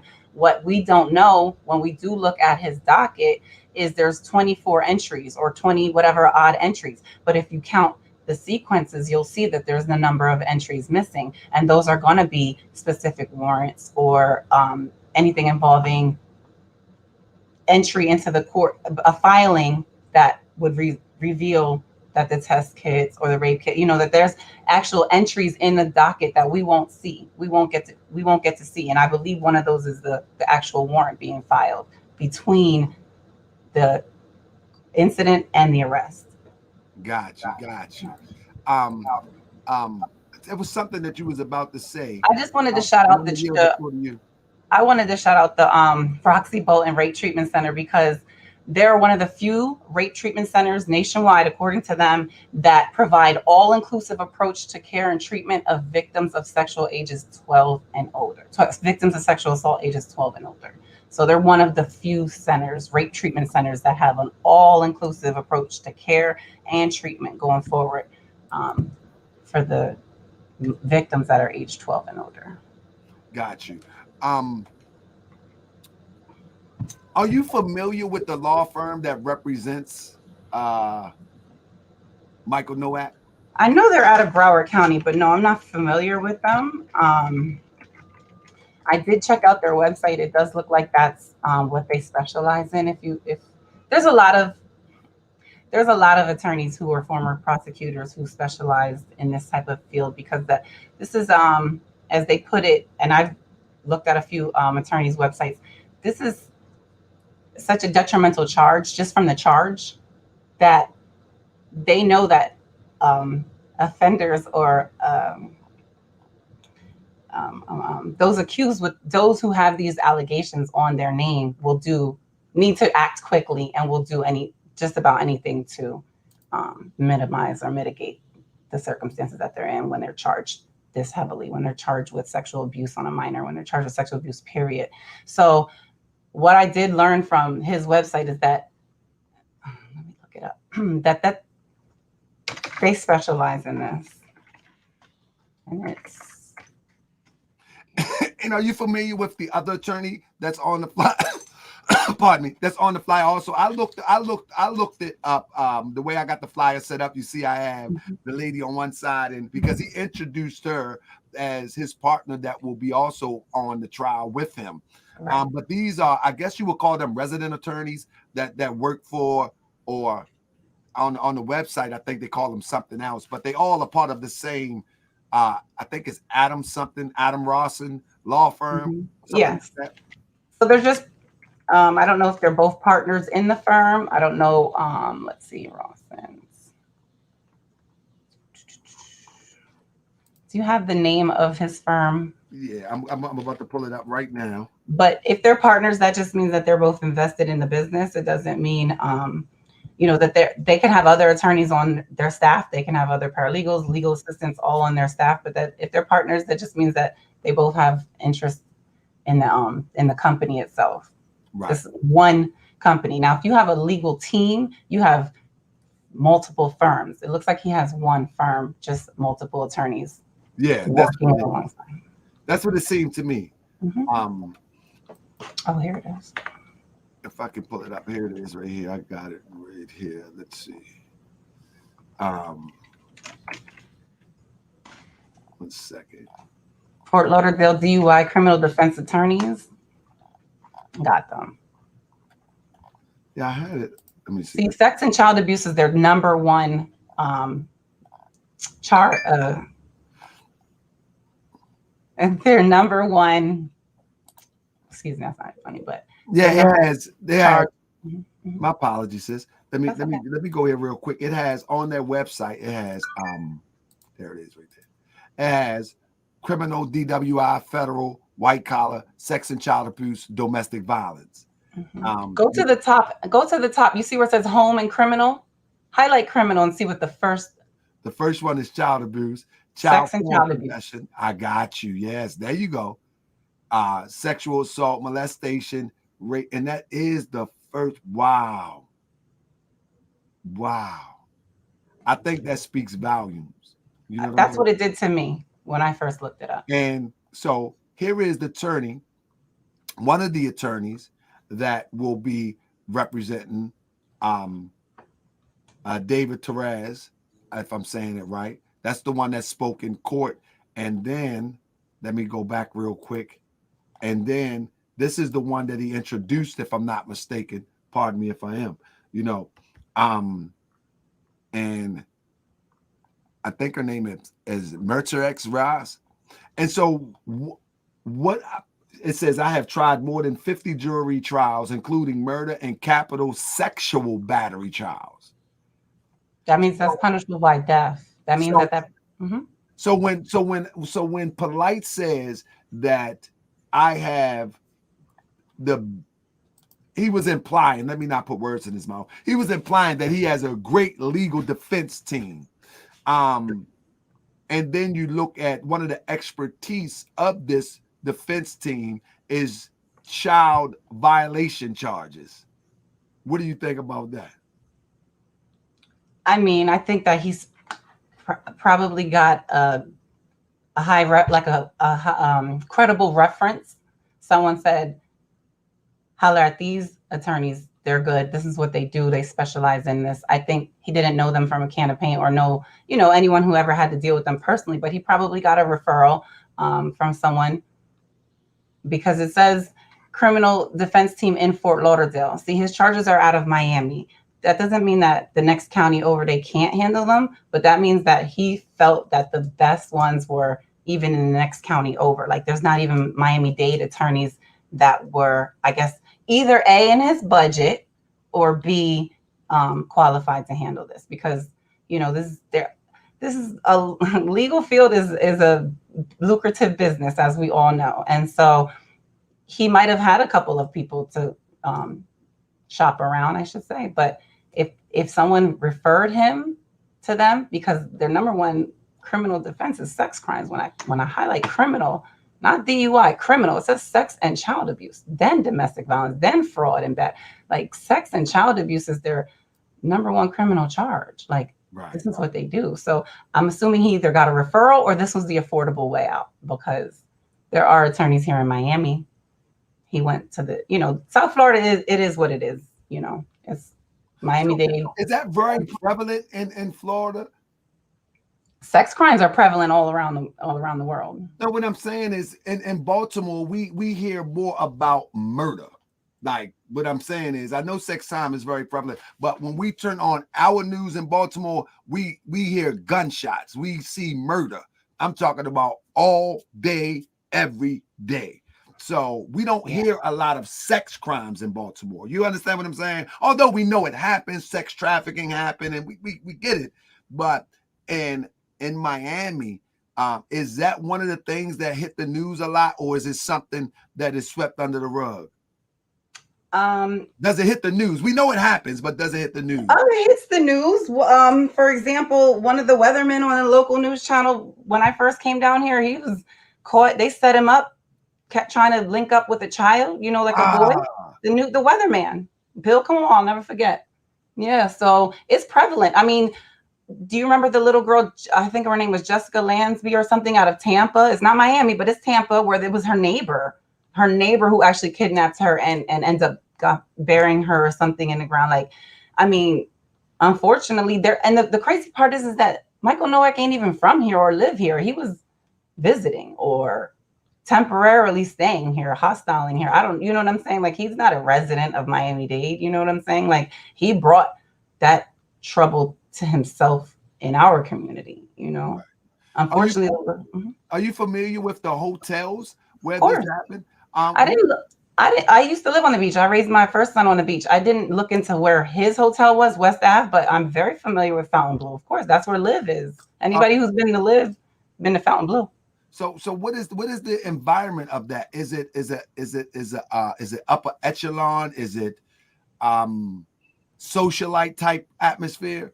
Absolutely. So the Fountain Blue and the Eden Rock are two prominent hotels on the beach. So let me describe to you the beach. If you've never been to Miami Beach either, I want to describe that to you. So Yes. you know how Eastern Shores is on the coast of Baltimore and outside of What you Baltimore. know about the Eastern Shore, sis? Shout out to Emery Jones.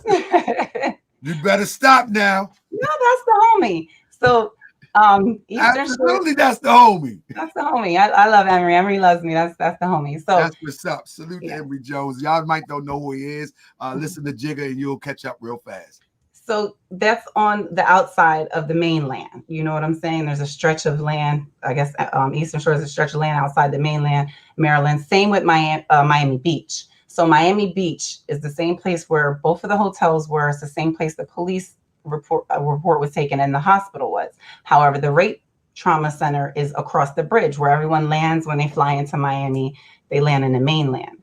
So now come across this bridge and you have a very thin stretch of land, and Fountain Blue is about 44, 45, like let's say 45th Street. And then where he was at was, I think the address was 1100 West Ave.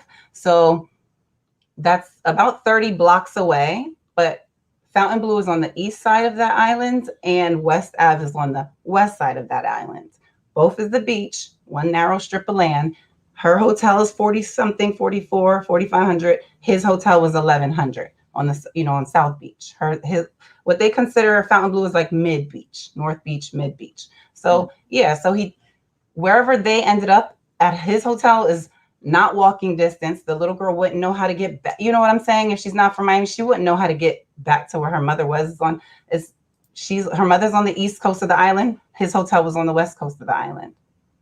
Now, what some people was implying that was that there was possibly, now I don't know, and maybe this is jumping out the window, but I have to ask you because you are from the area.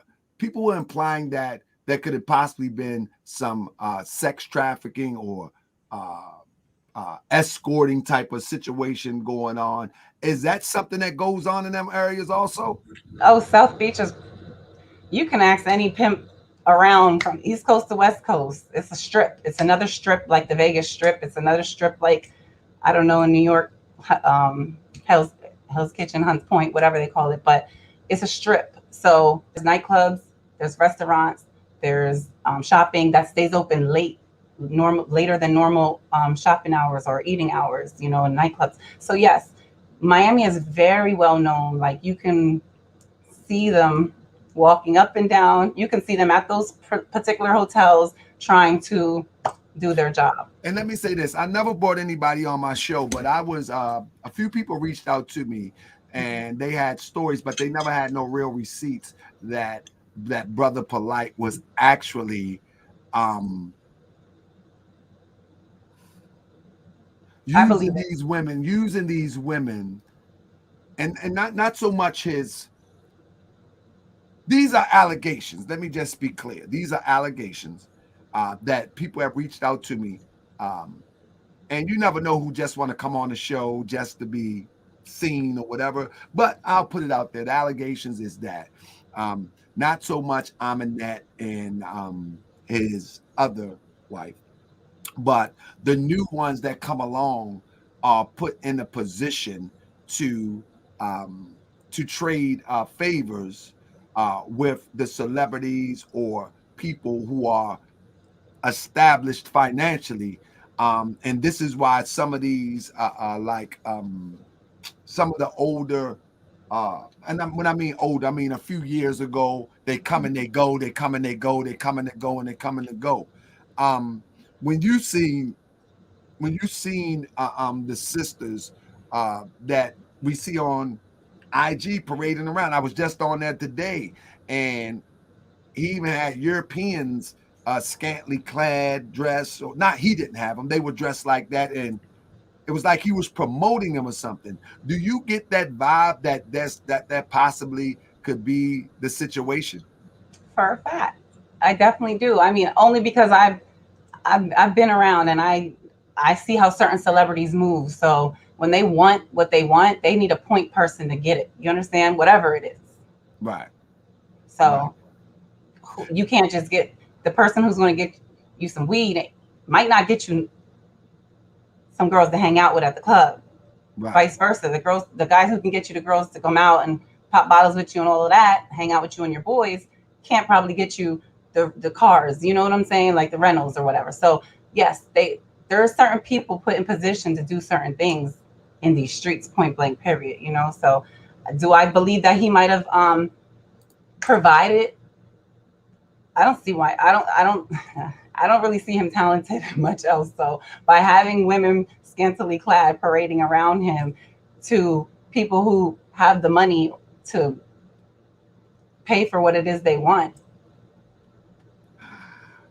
if that's what those women were signing up for, I don't see how it, you know, it's just not a far fetch for me. It's not far fetched. You're at Fountain Blue, so those rooms can go anywhere from $250 a night on up. You know what I'm saying? So if you're staying there, that everybody who's staying there is paying that, is what I'm saying. You know what I'm saying? On up. There's of course probably $1,000 rooms, penthouse suites. You know what I'm saying? $1,000 rooms. But yeah, those two hotels that are neck and neck right there, that's where I'm talking about. There's men, every celebrity has stayed there. That's all. I'm gonna just leave it at that. And that was Floyd's birthday week. That was Floyd Mayweather's birthday week that this incident occurred on. Did not know that. I did not know that. When you heard his defense attorney give his initial conversation, from you being in the courtroom, from you being in the field, what was your take? Let me tell you, my take was like, I don't know if this is his strategy, but it seems a bit off. What was your take on it? And I can give you an example what I mean a bit off, if I will. All right. So when you say when I just heard him, just watching him in court, and we don't have a much to measure from, but what we do have to measure, what were your thoughts? My thoughts was that as a client, Michael Nowak went in there with, I need as much damage control as possible. I don't need this information leaking out. I'm a quote unquote public person, you know. So I believe that his attorney's job right now is as much damage control as possible for his client's reputation. What about when he said, and I pointed it out, I don't know if you was watching the show, I pointed out where the attorney said that the state's attorney, the prosecutor, mentioned that he's harassing people on social media, but there is no laws to keep him off of social media. And in other words, he didn't address the attorney claims that he's terrorizing, that was the terminology used, but he said there is nothing in place to stop him from being on social media, which was kind of odd for me to hear from a seasoned attorney, because I mean, in my mind, like, you don't touch that, or you address it and says, and you just throw that to the wall. Like, harassing people on social media, that has yet to be established, and we're not in court today. That should not even be presented in this venue right now. Something. But he went on and says there's nothing in place to stop him on social media. He did. I hate to sound like I'm defending this creep, but he did kind of mention that he didn't want to be ambushed with new information, just like that, because he felt the vibe of the judge. The judge was like, hold on. As everything was coming to him and he interrupted her, the judge was like, well, this is a lot. This is not what's in front of the court today, what's been filed. You know what I'm saying? So yes, he did specifically say that there's no injunction keeping him off social media. There's nothing, no order that says he cannot go on social media. So her saying that he did something is at this point an allegation, you know what I'm saying? But it hasn't even been brought up in in the formal procedure. You understand? Like Right. she could have filed a motion to say prevent him from social media. Yeah. But my thing is when he said something about social media, but he never spoke about Yeah, that. he didn't say like I object to these allegations, whatever. Like, Yeah, I that's mean, he what I did was looking object at. to something, and the judge did recognize it. I think it was the bail, but either way, he could have said those allegations are bogus. You know, the state would Yeah, have no. anything. Yeah, So the state would have no. and so engaging that, and that's just something small. It's just something small and petty. It has nothing to do when you're in a full-fledged trial, because I done seen many attorneys pick up the rear. You know what I'm saying? Who was that guy, that old Andy Griffin? And he looked like he don't know what's going on, and at the end he batting 1,000. You know what I'm talking about? Right. I forget his name. But with that being said, how do you think this case is going to unfold? Do you see a conviction, or do you see a problem with a conviction? Honestly, And I it's don't still know. early. We do know Yeah, it's it still is early. early. It's still I early. think what possibly is going on is because once the information is filed, which it was filed on the 14th, that's exactly what the state has. That's her weapon against this defendant. So that's what the defendant takes to base his defense upon. So I don't know if that information that was filed, which we don't have yet, you know what I'm saying? I could probably go to the courthouse tomorrow, but we don't have the information that was formally filed on the record. We have the police complaint, which is an individual complaining to law enforcement to enforce a law. You understand? So that's what we have. That's what you read. But what the information filed is what her weapon is trying to use against him in court, and that's what he has to build his defense of. If the information is different than what's on that police report, then we have to go with what the information says. But if it's basically the same, let's just say it's exactly what we know it to be. 2 counts of molestation, 1 count of conduct, 1 count of exhibition, 1 count of interference of child custody, and 1 count of contributing to the delinquency of a minor. If it is those counts, the first 4 felonies that we discussed, they don't have lesser included, which means if he went to trial and the jury didn't find him fully, they didn't convict them of the second degree felony, which is what he has, they can find a lesser included offense in there and say, yes, we find him. They don't have, these charges do not have particularly lesser included offenses. It's if you charge him with this, you seek a verdict on that charge. You understand what I'm saying? Right. So if those charges stay the same, and if there's backroom talk between, because we have to follow the docket, between now and December 3rd, a lot can change. You understand? Right. So if nothing changes and we just go with those charges, I see a plea of one of them and the state taking that.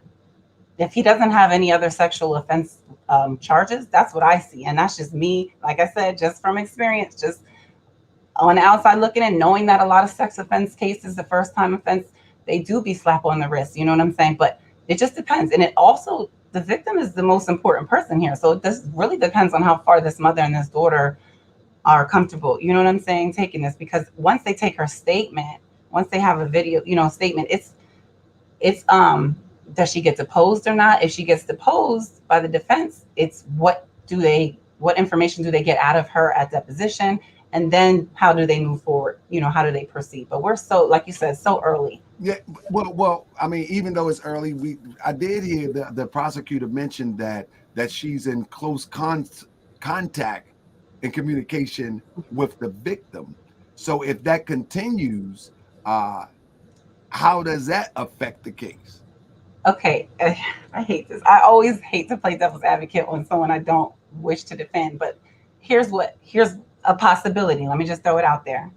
If he can get secure finances that entice a parent to just say, you know what, I don't want my daughter involved in this anymore. You file what you got to file. I'm out of it. Don't call me. Don't call my daughter, because somebody was bought out, which could happen. Then the state has to see, can they investigate that? Hey, what happened here? She was like this with me. You know what I'm saying? Like, she was like this. Now all of a sudden, I'm not getting any, I'm not getting correspondence from her. She's not responding, or she's not attempting to I'm sorry, I'm stuttering. Pursue it? Yeah, pursue the charges. Sorry. So it's possible. Like, let's say I don't know this woman. I don't know this mother. I'm just giving her props for doing what she did so far. But let's just say some magical bag can drop and she decides she don't want no parts of it. She doesn't want her daughter involved. Now it's up to the state to pick up where they left off. You understand? So yeah. So I was going to ask, and I'm glad I asked that question. In Maryland, the way that they have it, it doesn't matter if the victim drops the charges. The state, if they have the evidence, they will pursue the charges in absent of the victim. Same here. So with that being the case, and they have semen as DNA, have you ever seen that sort of evidence not be a slam dunk? DNA. I've seen, let me think, DNA evidence. I've seen circumstantial evidence. Because I'll say every time that I've studied a case, I like law too. I love the unfolding of law. Like what you think is not always going to be the same by the time you get to the end of the road of it. And I mean, I watch OJ case for hours and hours and hours. Oh man, I should have got paid. I'd be a millionaire. You know what I'm saying? I was Johnny Cochran was like Superman to me. I was like, oh, this guy's amazing. With that being said, I haven't seen where DNA have been disqualified when it comes to a sexual assault of any nature. To be honest with you, I don't see these sexual crimes going to trial so many times. That's why I'm saying that. Right. Because these crimes get pled out because the conviction is still a conviction. These crimes do have mandatory minimums. There will be some type of jail time. So I don't see a lot of the times where the victim says, I don't want no parts of it. The state pursues it and then they have a trial. And you know what I'm saying? Because, okay, two things can happen. The state can come and disclose to the defense, listen, it's going to be us against y'all. There's no victim to depose. They're not going to participate, right? So there you have it. It's the state. It's the officer who took the statement. It's the nurse or the doctor who did the rape kit. It's the lab analysis. It's the actual forensics that testify. They're the evidence. They're the witnesses that will testify to this happening. And then it's the defense. So if that was to go to trial, then the defense is looking like the jury is looking like, yeah, I could see him doing that. They don't have a person to watch. They might have her video or audio. They have her initial complaint. They might have a video or audio that they don't need anymore. They don't need the person. So it's really a jury trial at that point. I don't see them going to jury trial with DNA evidence. Right. You see a plea. Of course I see a plea. I see a plea because I don't know his record, but if he's a first-time offender, then the point, see, we didn't get to the sentencing part, but the scorecard. We're going to get to that in 1 second. Yeah. I got a few more questions. And because you're giving us a wealth of information. I appreciate your patience because some of this stuff may seem very redundant or even seem elementary from your experience. But many of us, I don't want, especially Morse World TV, our critical thinking audience to be dumbed down because we think we know everything. Right. I want someone who actually knows and experienced to really bring us up to speed. Right. And that's You're right.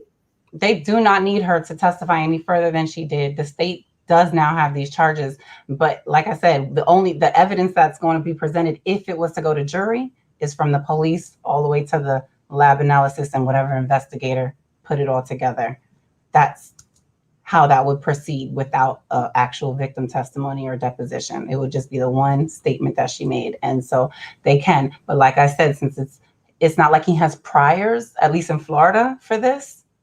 So when you're looking at trying this case, I mean, that's where his defense attorney would have to do his job if it went to a trial and there was no victim. But because, like you said, they're in close cahoots, the defense attorney already knows what he's up against. You understand? Well, Michael Nowak knows what he's up against. I don't know how much he disclosed to the attorney because I don't know if you remember when I told you in a call that attorneys have a loyalty to the court, not to their client. If there happens to be a dispute, they have to side on the side of the court. their bar membership, their membership card. So if he disclosed everything to his attorney, they do have confidential privilege. He can't disclose that, but he can say, this is not what you told me up front. Now we have a different strategy. You know what I'm saying? But I guarantee you one thing, plea deals and trials cost two different things. That I can guarantee you. Right. And what that means, money-wise? Money-wise. So if you come to an attorney with a charge, the attorney can say, $35,000 all in. That's trial, that's everything.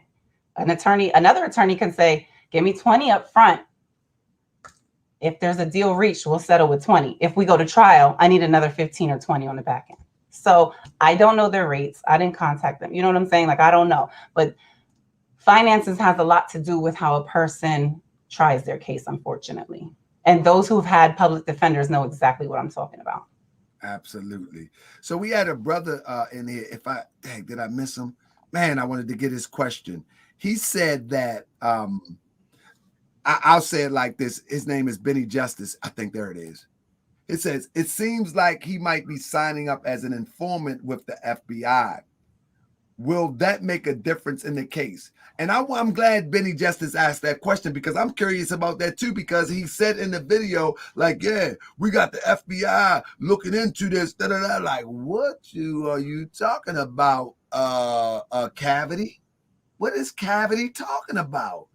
What do you think about that? Signing up as an informant with the FBI, you would have to have something that they want. The FBI doesn't, the federal government, I haven't seen them try single sexual abuse cases like this, like one sexual abuse case, or let's say it's 2 or 3 people involved in this, like a RICO or a ring of them. This is what they do. I haven't seen the federal government pick up this type of case here in Florida. But I did see them involved in like the Epstein event, because mind you, Epstein had charges for years out here in Palm Beach. It wasn't just the first time. Well, maybe I could throw a hypothetical out there. If the FBI has been watching. Oh, my volume went out. Can you hear me? Hold on. Let me see how I can get this volume back up. Ooh, give me a second. I can't hear you, but you know what? Here we go. Ask your question one more time. If the FBI have been watching, are you able to hear me? I apologize. I charges for years. Okay. All right, I can hear you. Just some backup. Are you able to hear me? Oh man, this is gonna really mess us up now. Okay, I'm hearing what you're saying. If the FBI has been watching, go ahead. I apologize. Hold on, it's got feedback. You know what? Here we go. It has feedback. I should put headset. Yeah. Go ahead. I can hear you. It's a delay, but I'll hear you. All right. Okay. Hold up. This is gonna confuse me because I hear the feedback. Let me do this. All right.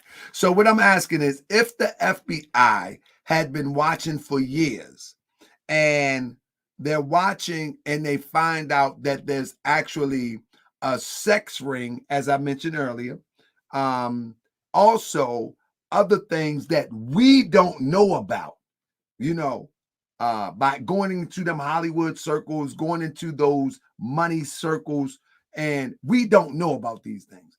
Would the FBI, because you mentioned something about, you're familiar with federal cases and such and such, would the FBI get involved to maybe open other investigations to help him in this situation, is the question, basically.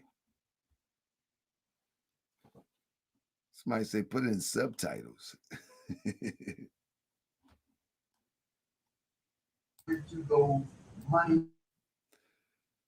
So we got a slight delay.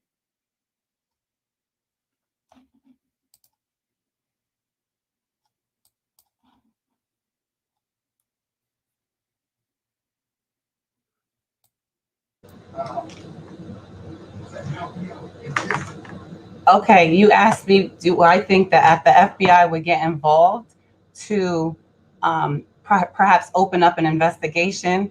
into his other possible affiliations or illegal activities if they're watching. It depends on, to be honest, it depends on how invested they are. It depends on if there's been any complaints. Um, it depends if there's any complaints and like allegations, something that they have to look up to. Is they're the FBI, they're busy. So I'm not going to sit here and say that they're going to sit here and watch all this and start putting everything together. However, if they have several calls or complaints, then that's another reason why they would say, let me put two and two together. But to get the federal government involved on this, they would have had to have reason to believe that this, like I said, from other sources. But this one case, it seems on a small scale here in Florida to be isolated with one victim, one offender. But it depends on if they have already information or if they're hearing something, or if something had already been called in and complained, if they have something sit and dusted and it sparks their interest. But it's not something that they'll automatically go seeking to convict, to press charges or convict if there's no actual complaint. Because if you think about it, the more is no law, someone has to initiate. You would have to initiate some type of grievance, for them to look into like this, if they're not already looking for you from some other reason. But I do want you to give me 1 second to connect my audio back. So you can go ahead and just block me out for 1 second. And So family, I want to share with y'all tomorrow night. We're going to be talking to my brother Doggy Diamonds. I'm going to be asking him everything from the conscious community, from his monumental interviews with Benzino of the Source, with his interview with Fabulous, and some of my greats, you know what I mean? Forbes DVD, him being a part of that. Looking forward to asking him about that. Nori and Drink Champs.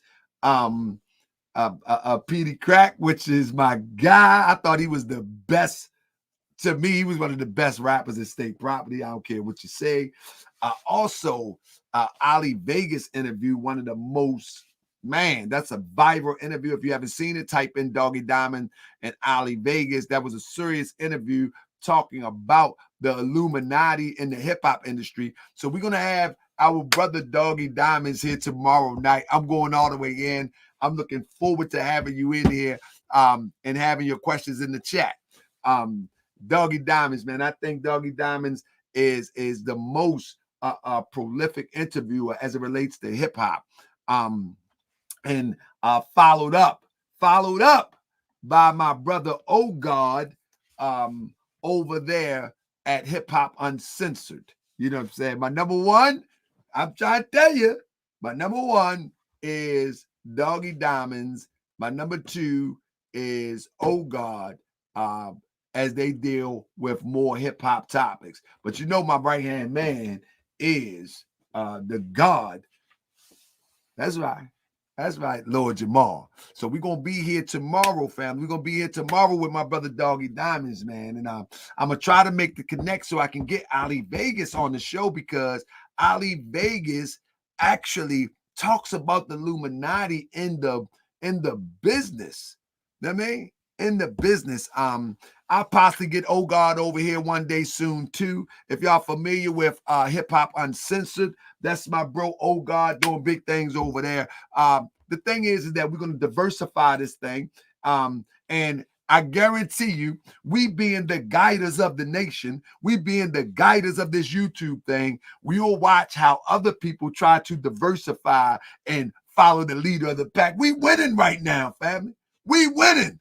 And so we're going to watch while everybody try to do, when you start to getting into exposing people, you know what I'm saying? People think that the exposing is just talking.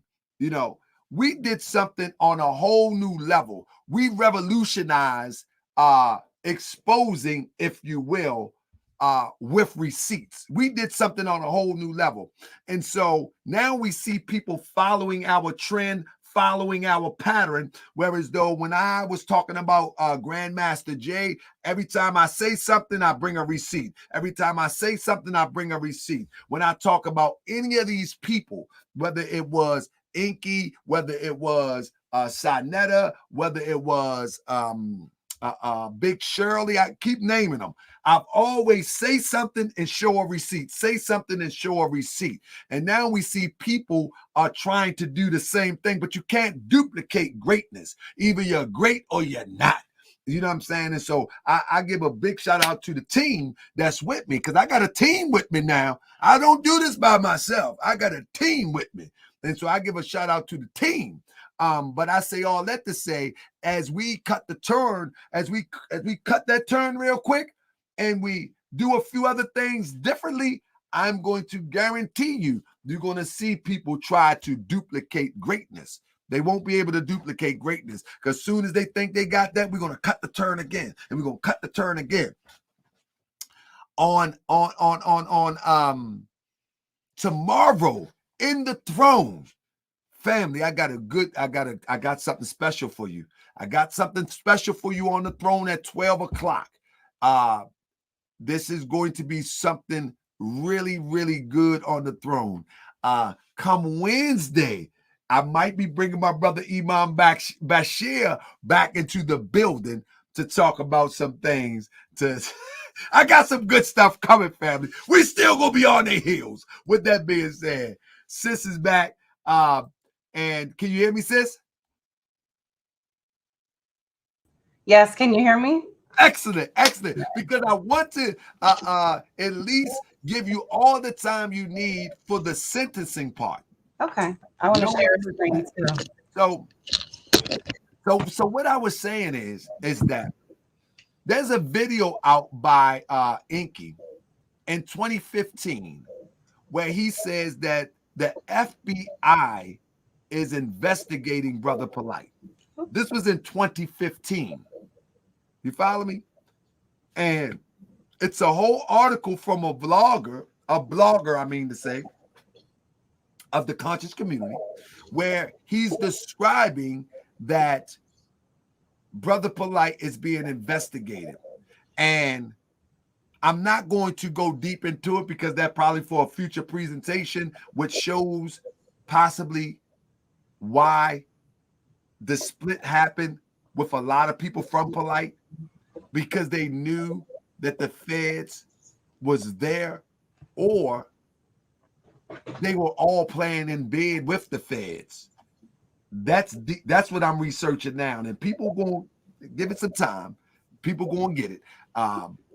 But there's a possibility that they was in the bed with the feds, or the feds was investigating them. The jury is still out now. So the question that I was saying is that if that is possible at this time, wouldn't it be opportune for the feds to say, okay, listen, we got this, 2012, we got this, 13, we got this, 14, we got this, 15, because we know how the feds work. That's exactly how it works. 17, we got this. Now, listen, we see what you're up against today.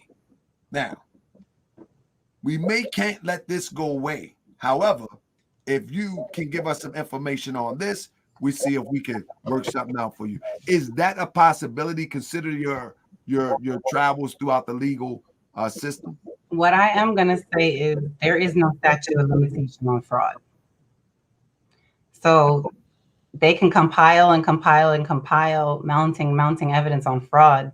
Absolutely. And there's no statute of limitation, at least in Florida, for the sex crime against a minor until that minor turns 18. So right now there's no statute of limitations running on that either. So what I mean to say that is they can compile evidence of fraud for as long as they want, because when they're ready to nip it in the bud, they can nip it in the bud at any time. That was 5 years ago, that was 10 years ago. No, when it comes to fraud, there's no statute of limitations on fraud. So yes, if the federal government already had him as an open investigation and now he's been brought to the light again because of other indiscretions, then yes, there's no reason why they wouldn't, because now they have him where they can get him, basically. He's out with bail bondsman, by a bail bondsman. So anything that he's done that they have record of, if they wanted to now, this would be an opportune time for them to say, let's see what else he's doing. But sex crimes, fraud crimes, like scamming,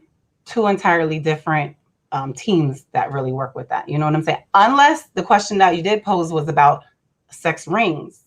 Yeah. There is in Florida a very high rate of human trafficking for sexual crimes. Yes.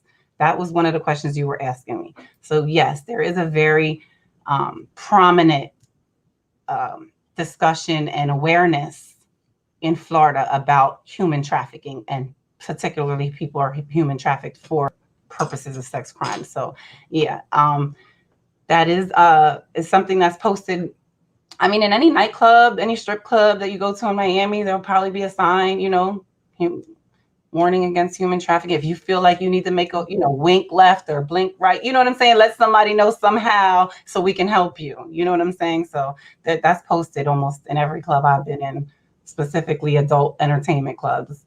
So let me give a big shout out to my brother Con, who definitely support the channel. Brother, I've been busy. If you're watching tonight, I try to call you. I was unable to get through at that time. Maybe you was working, but shout out to my brother Con. Man, thank you for all your support, and thank you for continue to be patient as I get back to you. And anybody that reach out to me, send me an email. Sometimes it's hard for me to get back to you. I am super busy, but I do my best to try to get to everybody.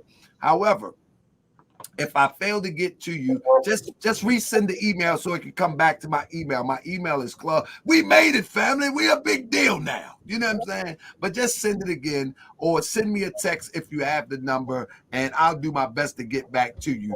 I try my best to get to everybody. One thing I'm not going to be able to do is to entertain the foolishness. Man, why didn't you go to Florida?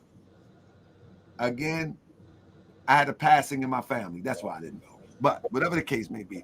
Now, sis, I want to yield the floor to you so you can give us a breakdown about the sentencing, if you will. Okay. I found a really efficient site for this. It is another Florida attorney's website that actually defends against these type of charges. And I have his felony sentencing calculator available so we can add the charges in and see what this mandatory minimum sentence would look like. Let's see how we could do this. So let's put this down and let's share the screen and then click on this one here. And let's share it. All right, so here you go. The first thing you do is... Can you swell it up just a little bit? Sure. One more time. Good. We're good now. Excellent. So the first thing you do is enter in the level. So in Florida, the least severe felony would be a level 1. The most severe felony would be a level 10. If you see here, the points, there's a point system, level 1 and level 10, 116. So when I searched, I found, and it might not be 100,000%, but we'll add it in here, that a level 7, and this was going by offense convictions and their sentencing. So molestation, lewd and lascivious molestation is a level 7 offense because the minor was under the age of 16. So what I did here also was add in the offense of lewd and lascivious. So we have molestation, 12 but less than 16. The offender is less than? No, the offender is, let's see, older. Okay, offender is older. I believe this is 5-2. Yes, this is his first offense that he has 2 counts of. So let's see if it's even a 4. No, it's not even going to be under the 4. Okay, so it is a level 7. So I was right. Now, level 7, mind you, I told you 10. Level 10 is a capital felony. So that's punishable by death. Level 10 is the most severe felony, like a murder. So here you have level 7, lewd I have nails on now, so that's not gonna work. Okay, here we go. Offense 16. This is his first charge. So this is what they call, and this breaks this down too, primary offense. So if you were to see a snippet of Michael Nowak and his charges, the first one, the primary offense that you're going to see is the first count of lewd and lascivious. Molestation, sorry. They're all lewd and lascivious, but the two that say molestation, that's his first count. It was their injury. So in this particular case, there was sexual contact, right? This is the minimum possible sentence. And it said it, I think you read it, if I'm not mistaken. I believe you read it on a lawyer's. It said 51 months, right? This is 4 years and 3 months for one charge. Now you can go ahead in and add where are they at? The enhancement. No, there should be, add an additional. Here we go. Additional offense. So now he's charged with another level 7. Lewd and lascivious, and that's 2 counts. So I'm sorry, that's 5E. No, we need 5. But when the offender is over, let's go back. My bad. I only went on this website once, so it's kind of new to me. My fault, you guys. Okay, here we go. Offender is age or older. Offender is 18 years. Here it is, 5C2. Okay, so now that's the second count. So we're going to add, he was also charged with the level 4, lewd and or lascivious conduct. That is the third charge. Offender less than? No. Offender 18 years or older. So that is a second degree. Hold on.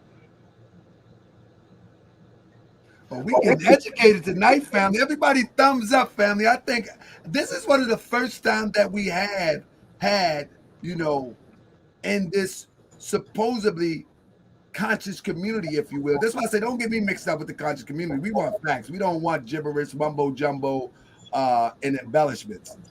We looking at it straight from the fact sheet right now. See, this is supposed to be third degree. I'm not sure why. Second degree. I'm not sure why his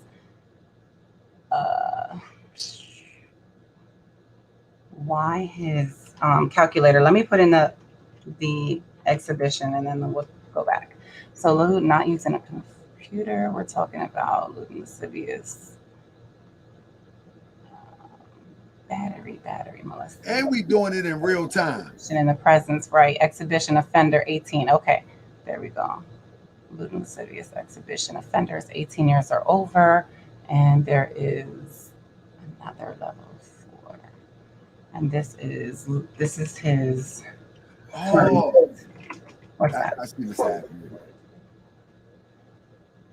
So lewd and lascivious, and that's conduct.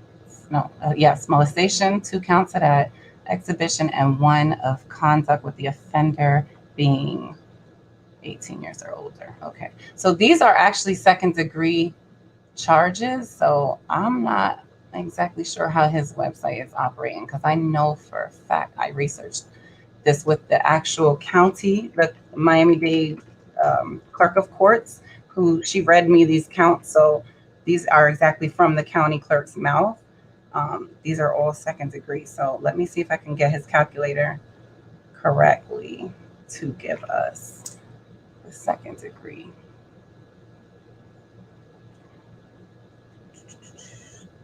Let's go to conduct. I'm sorry, offender.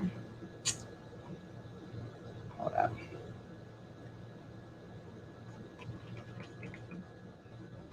Offender 18 years or older. All right, exhibition conduct. These are third degree, so I'm not exactly sure why. I know I looked it up earlier.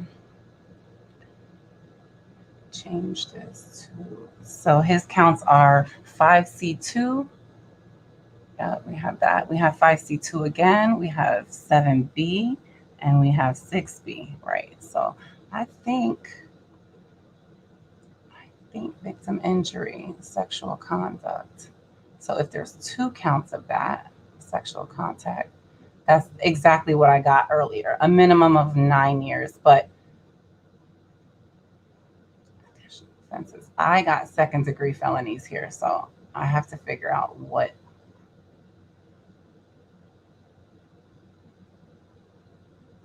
Let's see, it's not going to show up. Well, we found the charges. I'm not exactly sure why his calculator is showing these as 3rd-degree felonies.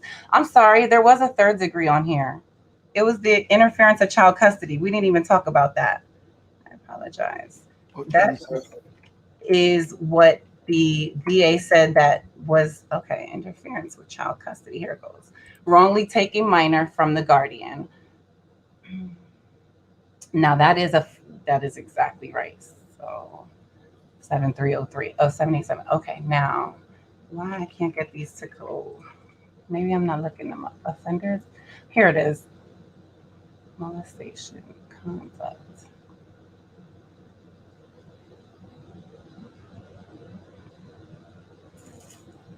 Younger than 16. Offender 18 years. All right. Molestation conduct 18 years or older. Conduct. Well, here is conduct 18 years or older, but like we heard them say, these are 2nd-degree charges, so not 3rd degree. Exhibition with offender 18 years or older. These are actually 3rd degree. Something's not right with his degrees. And someone asked you about degrees earlier, and it is the severity of the crime. So 1st degree would be the most severe, 3rd degree would be the least severe, and the sentencing that it carries. But if I have this incorrect, he has 2 charges. This is the primary, so this is a 2nd degree, and then he has additional offenses: lewd and lascivious molestation, 1 count, lewd and lascivious exhibition, lewd and lascivious conduct. And if you're, I'm sorry, there was a misdemeanor, M1, and that is contributing to the delinquency of, I don't know if he has it. If I could search on here. Delinquency of minor.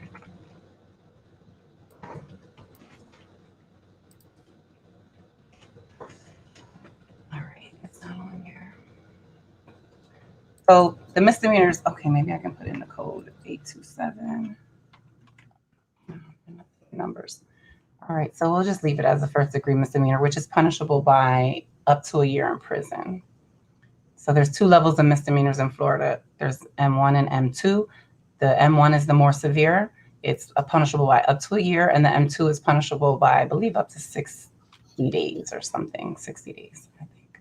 All right, so then we'll add them. Here it says minimum permissible sentence, 10 years, 2 months. Minimal permissible means the judge cannot go under this sentence. I mean, unless there's extremely, extremely substantial mitigating circumstances, which means really, really, really high influence of why he shouldn't get 10 years, and for the judge to deviate from this. But this is... So if those degrees are actually 2nd, would that change that sentencing guideline? Yes, for sure. Okay. For sure. I just wanted you to understand the levels as well, because level 7 is basically 2-3 steps away from a capital crime. You know what I mean? Like a 2nd degree felony starts at a level 4, but because of the manner of the charge, lewd and lascivious begins at level 7. See what I'm saying? So level 7 does carry a mandatory minimum 4 years and 3 months. So I don't know why it's not pulling. I swear, Tahaka, when I looked this up earlier, I was like, oh, let me use this calculator because this seems accurate. I believe I had got 2nd degrees on all of them, but molestation, offender less than 12 years older, offender. 16 offender. This is it, 5C2. Okay. But these should be 2nd degrees. So if I can change them just to get some numbers on here to get the mandatory minimum for, let's go to level 4s. Level 4s. And let's look for lewd or lascivious exhibition offender 18 years or older. I don't know why he says that. And I'll look for another I will look for another calculator. How about somebody in the chat say at the first level, if you press that calculator count, but all of them are not level 7 though, right? The molestation ones are. They all are level 7? The 2 counts for molestation, from what I researched earlier, yes. I was going to show you a judicial. So at the first one, that's a level 7. If you put the plus sign, would that give us some perspective? Let's see. Okay, so if we'll do a level 7, lewd or lascivious. See, the levels I wanted you to know the levels correspond with points. Points is months and points is sentencing. So I don't want to change them too far to be too far off, because I want it to be a little bit as much accurate as possible, at least off as possible. But from what I researched, these 2, the molestation charges are level 7. And that's why when I first looked at it, I knew it was just off those 2, it was 9 years from what I was researching. Right. But when you researched it earlier and you came up with the total sentence, what was that number? Okay, hold on. Let me see if I can do it. I should have wrote it down. I apologize. Let me see if I can get it back up. I should have snapshotted as something for you. I apologize. But and I didn't even put in the misdemeanor, to be honest with you. Let's go back. Dang, I wish I would have had this up earlier.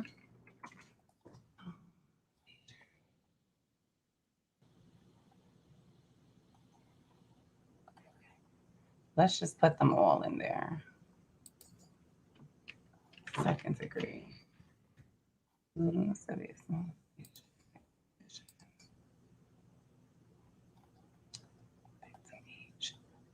All right.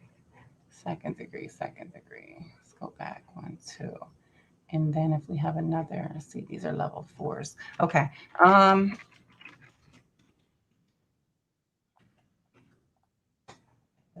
Exhibition. I'm sorry, offender older. Why? I'm a little click happy right now. I'm sorry.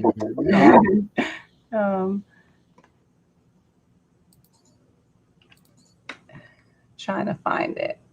And I'll look for another one, because this is the one I actually used. I recall because it was purple, but there's the actual offender is not less than, offender is older. Okay, here it is.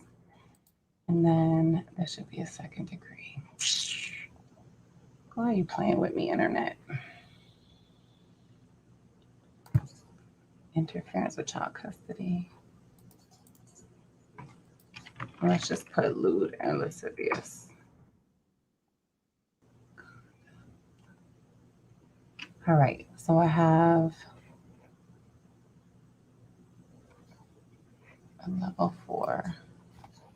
I think we're gonna find that these third degrees are not third degrees. I don't know why this attorney has this like this.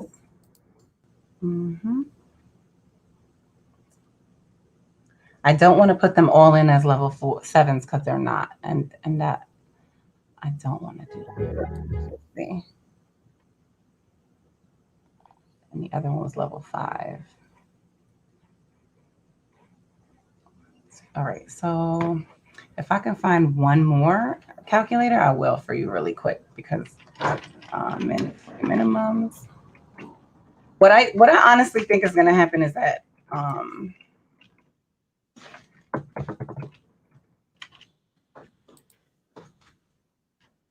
minimum Florida sentencing. What I actually think is going to happen is that they're going to find a agreement so that this doesn't go to trial, and that he pleads out on one of the second degrees. I don't know. That's just what I see here. Let's see the calculator.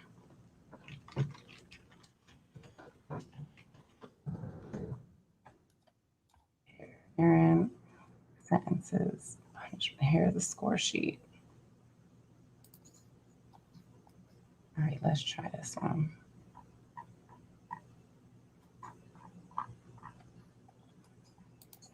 While she's doing that, family, Mhm. let me. They don't have a calculator. Sorry about that. While she's looking for that, family, let me entertain you real quick. If you're not on the throne, get on the throne. I got an announcement that I am going to drop tomorrow morning, and we're going to have a person to be interviewed that's consistent with the shows that we've been doing on Brother Polight. It's a very unique person. Um, and it'll be in our private conversation. It won't be on Montreal TV again because she is possibly pursuing litigation. But as long as it doesn't fall through, 12 o'clock tomorrow, we're going to be on the throne at the latest 1 o'clock because I got some things I got to do in the morning, some work I got to get caught up with in the morning. So at the latest 1 o'clock, but we will be on the throne. So anybody interested in the throne, and again, I apologize for those who are on the throne. It's a paid subscription, and I've been busy. I was dealing with this cold, as I said, and I haven't been able to do a lot of interviews like I wanted to, but we back in effect right now. But I do thank people like Maymuna, Cryptonomics, Sean, the original people, and a lot of others. If I miss your name, my apology. A lot of others that's on the throne that keep the throne going, that keep the throne interesting, and we share information. In fact, since we are the first to put it out there, if you are on the throne and you are interested in seeing the PDF that I showed here tonight, I will make sure that we get that up on the throne tomorrow. What I'm talking about is this. 1 second. While she's looking for that, what I'm talking about is this right here. Let's see. I think this is it right here. This PDF right here of all the charges. This is the real deal. This is no, I mean, shout out to my bro. I mean, this is the real deal. This ain't no fugazi. This is the real deal. On the throne. We might as, I mean, I don't know. I don't think there's much reason to be holding on to it. We're gonna have some new stuff coming soon. And so for those that's in the throne, soon as I put my watermark on here, because I know y'all gonna try to act like y'all done did something. Slick, we know how you do. There you go. I'm going to drop this in the throne tomorrow. You know what I mean? So anybody who goes through the throne, you can have it for your own record tomorrow. You know what I'm saying? If you don't have it, and you can read it for yourself. You can read it for yourself tomorrow and see exactly what it is and hold it to your archives. And when the court case come out, you'll be able to look at the court case and be able to compare it to the police report and go from there. You follow me? You'll be able to look at the police report and go from there. And also, this is going to be the benefits of the throne too. I'm also going to put the case out there where Polight tried to, I think, what did he try to do? We went over the case before.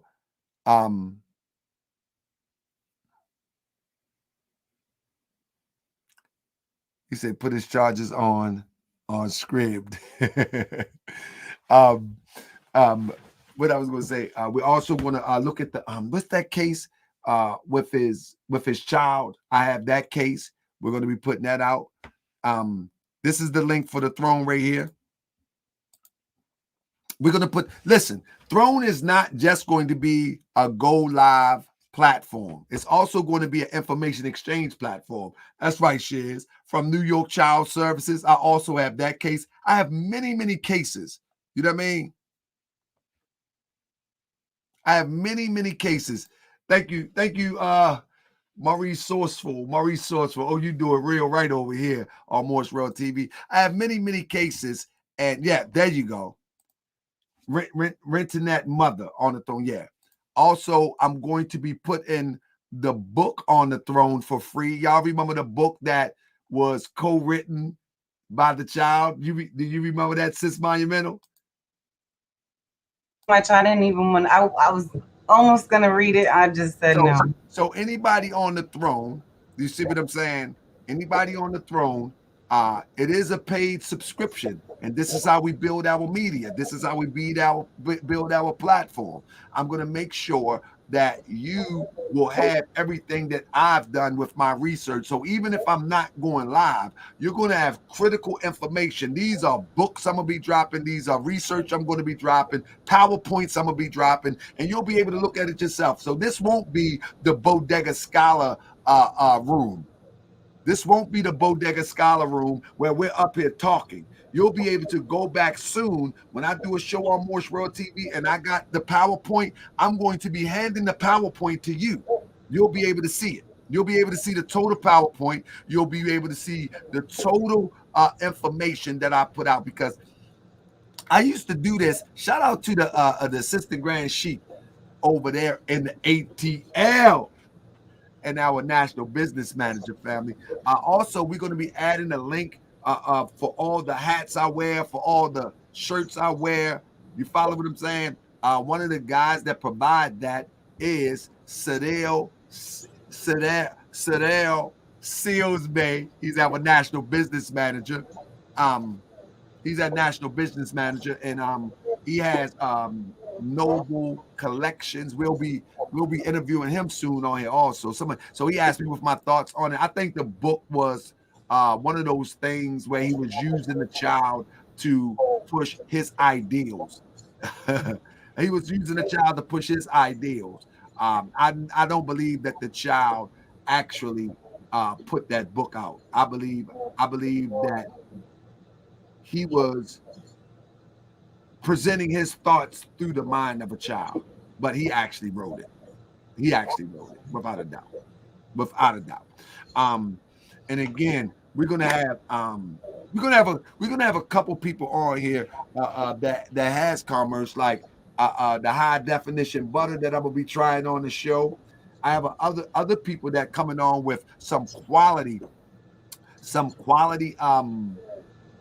if you will, some quality merchandise that I feel as though I can put my name behind. I never put my name behind stuff because I don't like our people selling anything just for a dime. So you won't see me put my name behind many things, but I will put my name behind something that I can be confident that I will use it myself. Like, I'm not drinking those CMARs from somebody cooking it up in their dirty kitchen.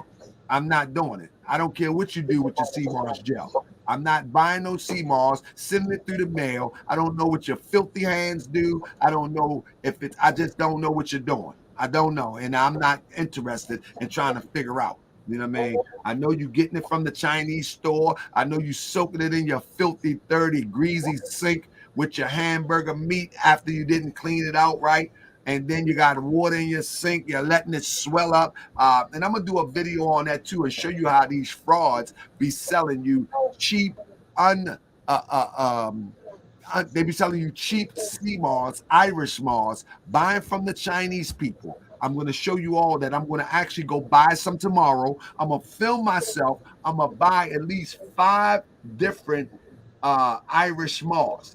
And then I'm going to get me a dollar store pans. I'm going to show you how these frauds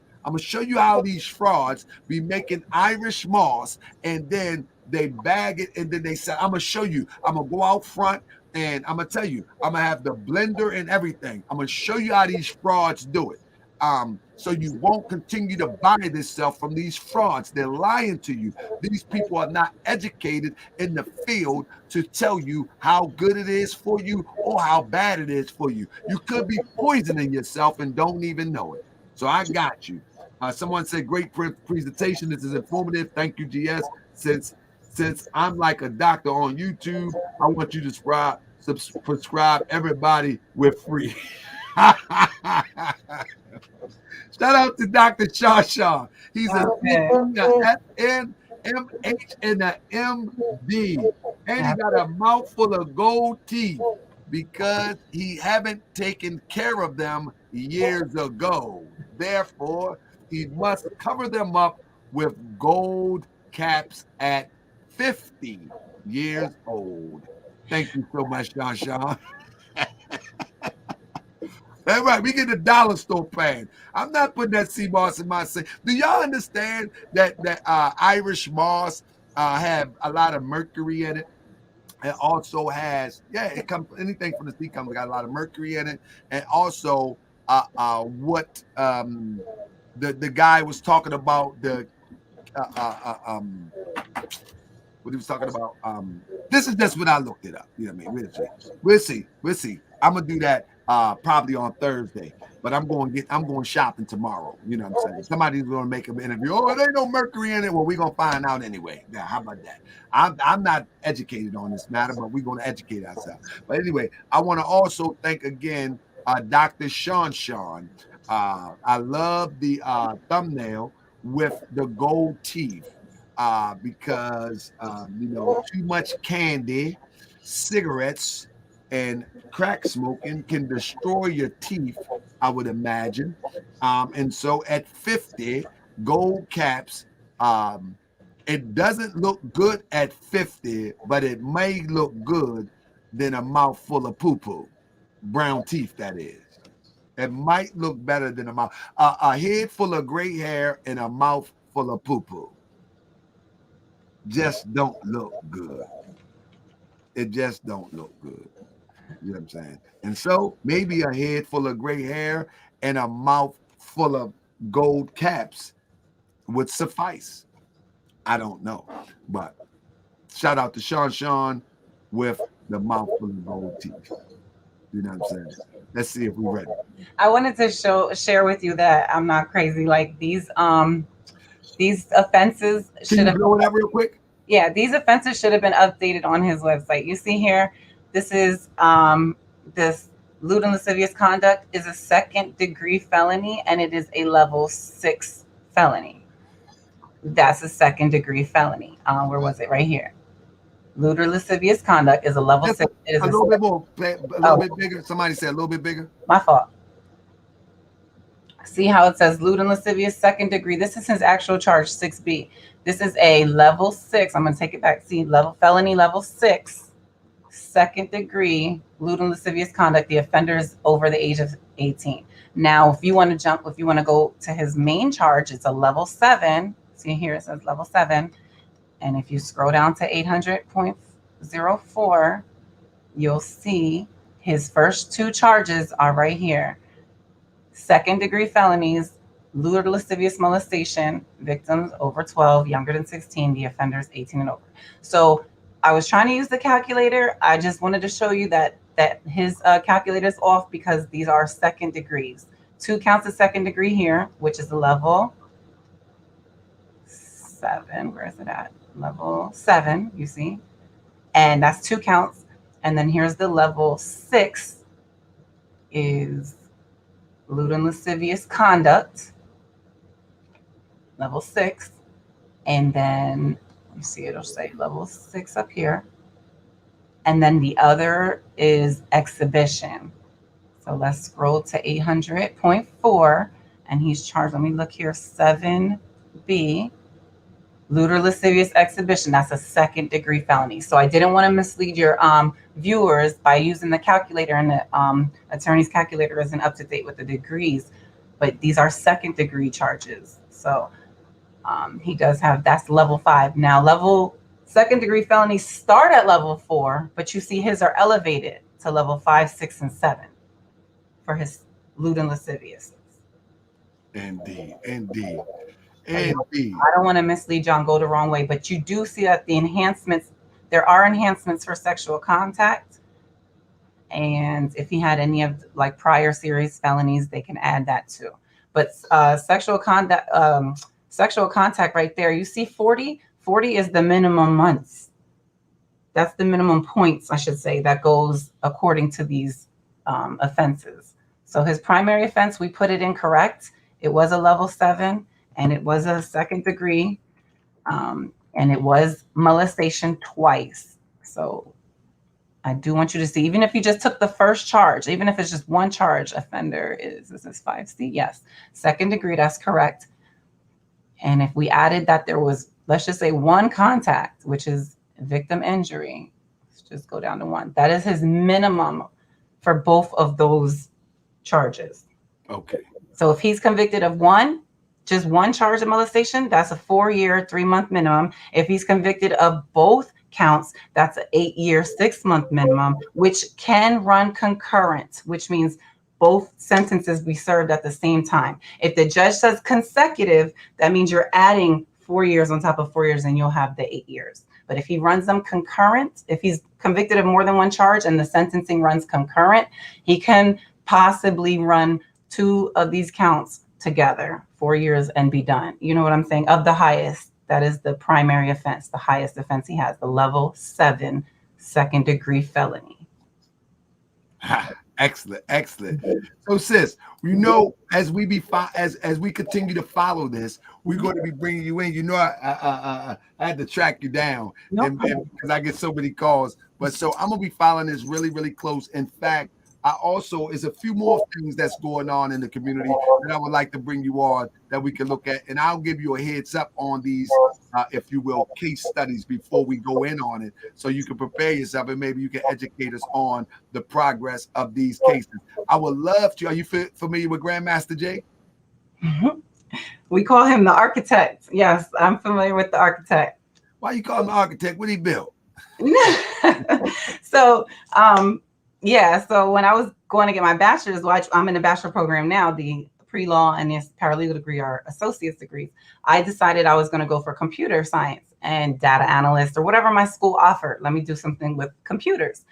And I met him before going, re-enrolling in school, and I did not know what he did. But once I got involved in school and we were on a conversation or whatever, I said data analyst, whatever. He was like, oh, that's what I do. But he's at the level, and he is, because I was a privy to one, like being a fly on the wall when he was actually conducting work assignments. And I was a fly on the wall when he was having a recruiter, I guess, contact him about a new contract for a new work. So yes, he is a high level data architect, I want to say, is Absolutely. what he. Yeah, he's a and I mentioned on my show before, he's actually was working for a company as a cloud technician, something like that. I switched my program real quick. You see how I am on computers. I couldn't even get the sound right. I was like, no, let me stick with human resources or something I'm good at. So yeah. He's a cloud technician, and I got all the information on the company. I got crazy receipts on that. However, I'm waiting to see what's going on with his court date because I'm trying to get there too.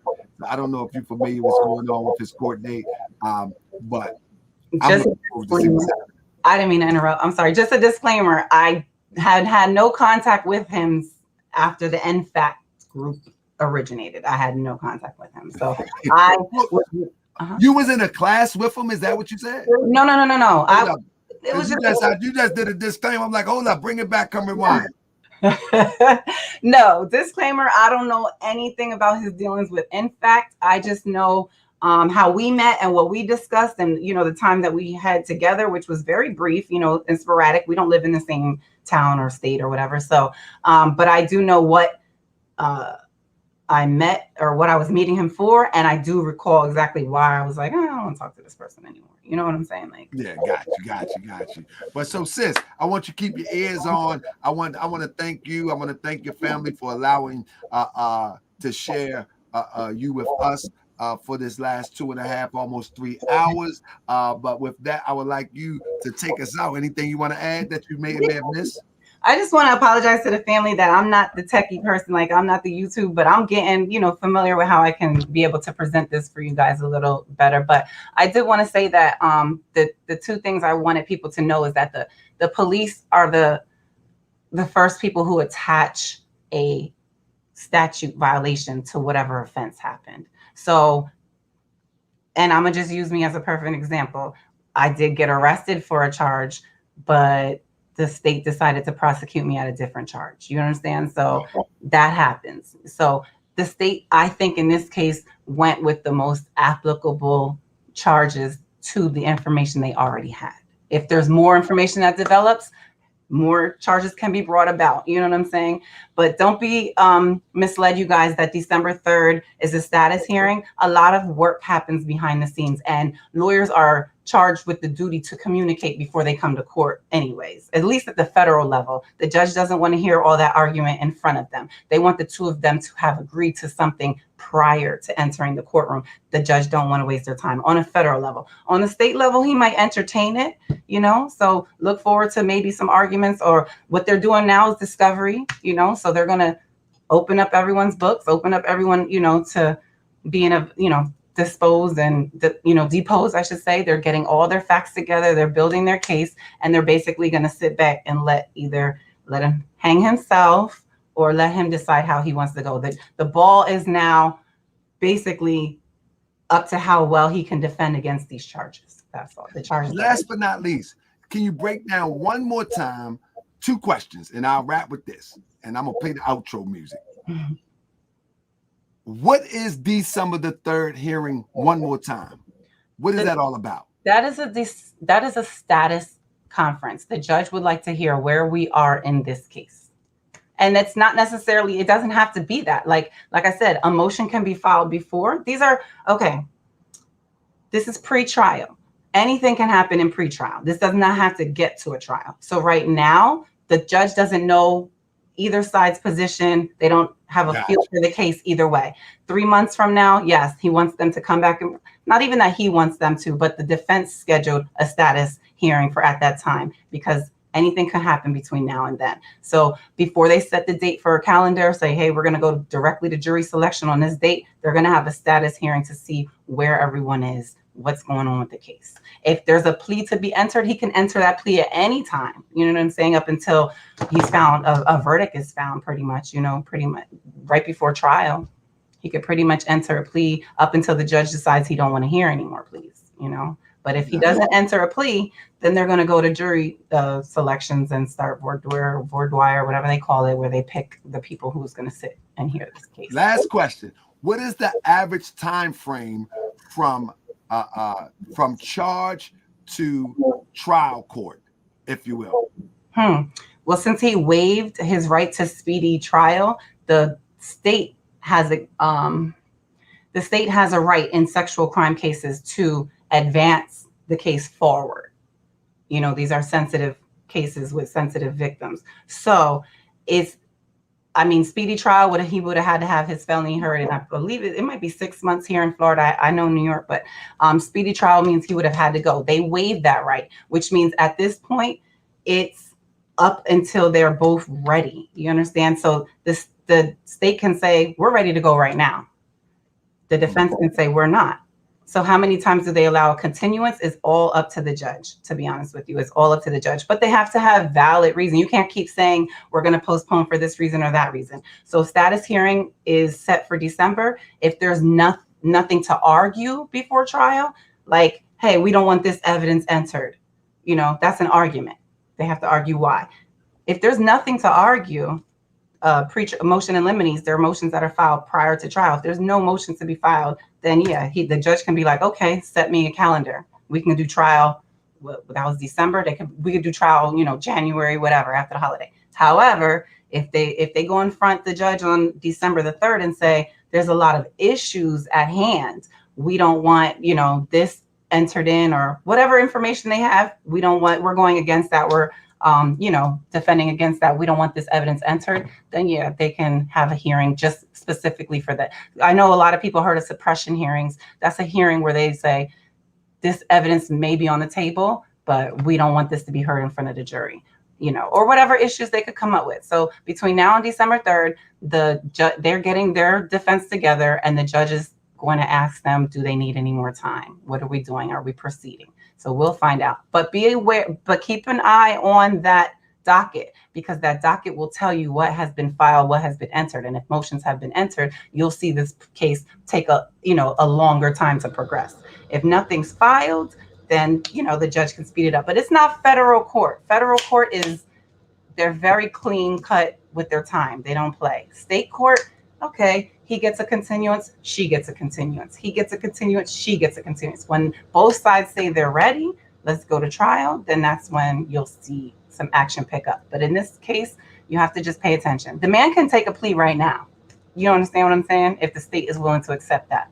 And it's just about scheduling it in front of the judge and getting him there and accepting a plea and scheduling a sentencing, basically. Well, So, if you find anything breaking, please, if I'm so busy and we're not talking for a month or something or whatever the case may be, please, you got my number. You got to hit me immediately. We got to okay. stay on top of this for the people. We All do right. now. We do have to stay on top of it for the people because there's. I don't want to say I'm sure. I don't feel that this is the only victim. Well, I'm going to tell you, I had a conversation today. Oh. I had a conversation today, and I can almost assure you this is not the only victim. See what I'm saying? I can almost, and when I say almost, is because I wasn't there. Mm-hmm. But the person that I spoke to today assures me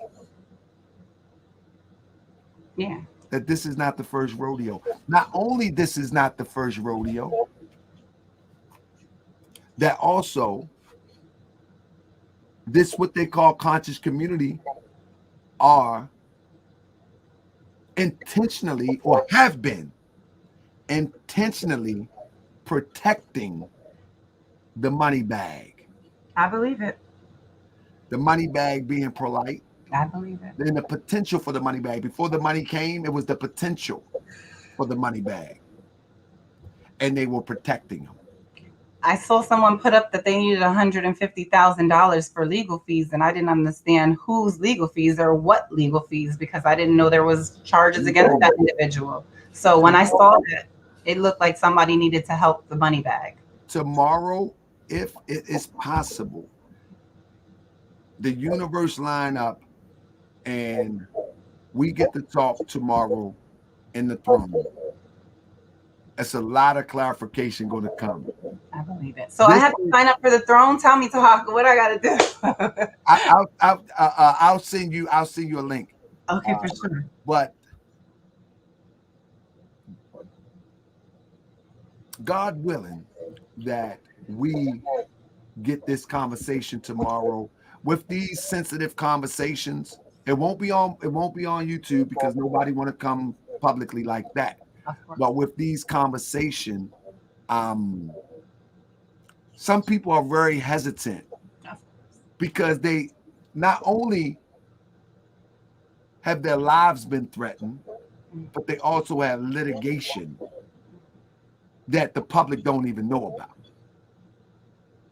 You understand what I'm saying? It's a lot of stuff going on. And so I say that to say this, that to your point, there will be more victims coming out. It's only a matter of time.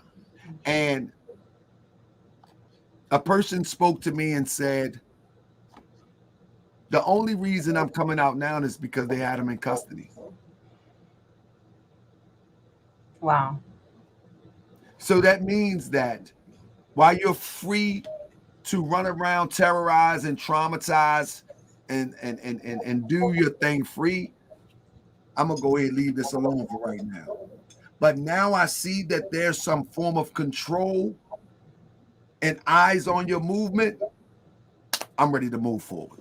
And then I believe that for the fact that the videos that we saw him put out between the time that the incident occurred and the actual arrest, the subliminals in the video, I believe that that person would fear that for their safety, if that, you know what I'm saying? So just from hearing the mentality of a person who's been charged with harming a minor say something, we wouldn't want to have a child have to bury their parent, would we? Like when you say that and you adjust your brim and you sound like, no, you know, I can honestly see why. I can honestly believe that there are, and if there are, I can understand why they wouldn't want to come forward. And I would say this: anybody who's ever trust me with their information from being victimized, I am batting 100 for 100. I have never through anybody that have trusted me with their sacred information and throwing them under the bus. I have interviews right now from people who were close to Grandmaster Jay, where the person that was victimized has not been ready and haven't called me and said they're not and said they were ready. And I have interviews on deck that I've never released until the person is comfortable and feels safe and feel confident that they won't be terrorized or intimidated in the future. And sometime in the future, I'll release it. But I'm telling you, anybody that comes to Moorish World TV and want to share their story, it doesn't mean that we have to share it right then and there, but it's always good to have it on the record. And what they say, for the record. And let the record reflect. And let the record reflect. And so I will hold it until the appropriate time, and then we will have it on the file to support anybody who has been victimized in our community by these monsters. With that being said, thank you so much, sis. I appreciate you. You have done a wonderful job. And I can't wait to the next go around. I'm going to try to find a topic for the next go around, because this was a beautiful interview, and I definitely appreciate you, sis. Anything you want to say before we out of here? Now, just speak up. That's all I'm saying. Ladies, mind your kids. Fellas, mind your children. Just speak up about it. Don't let these scumbags run around thinking they got a clean face in these streets, because there's a lot of dirty ones running around. Absolutely. I appreciate you, sis. Peace and love. Thank you so much. Thank you so much. Thank you. Indeed. So, family, I'm gonna answer this one question. Some say you can't blame the whole, you can't condemn the whole conscious community for one man's action. Stacy Betts, it is implied that the conscious community, as we know it, have been covering for these acts to carry on. Now, that may be subjective, that may be relative, who knows? But I think it's worthy to look into to see if those people were protected by those who have the camera lens and those that have the voice. That's a part of protection too. You have a camera lens, you have a voice, you turn a blind eye, you act like you don't see it. That's protected too. And so when we're talking about the conscious community, we're really talking about those who have a voice on the internet and pushing the conscious ideal, but letting unconscious sick acts to carry on. Thank you, family. Please thumbs up, share the video. I'm out of here. I'm going to see you tomorrow with Doggy Diamonds at 9:30 p.m. I'll see you in the throne at 12, and we are just getting started. Let's get it. I be that more you gon' remember, be more. I be that more you gon' remember, that town. I be that more you gon' remember, Tahaka Bay front line till the law call my number. I be that more you gon' remember, LA. I be that more you gon' remember, New York. I be that more you gon' remember, Tahaka Bay front line till the law call my number.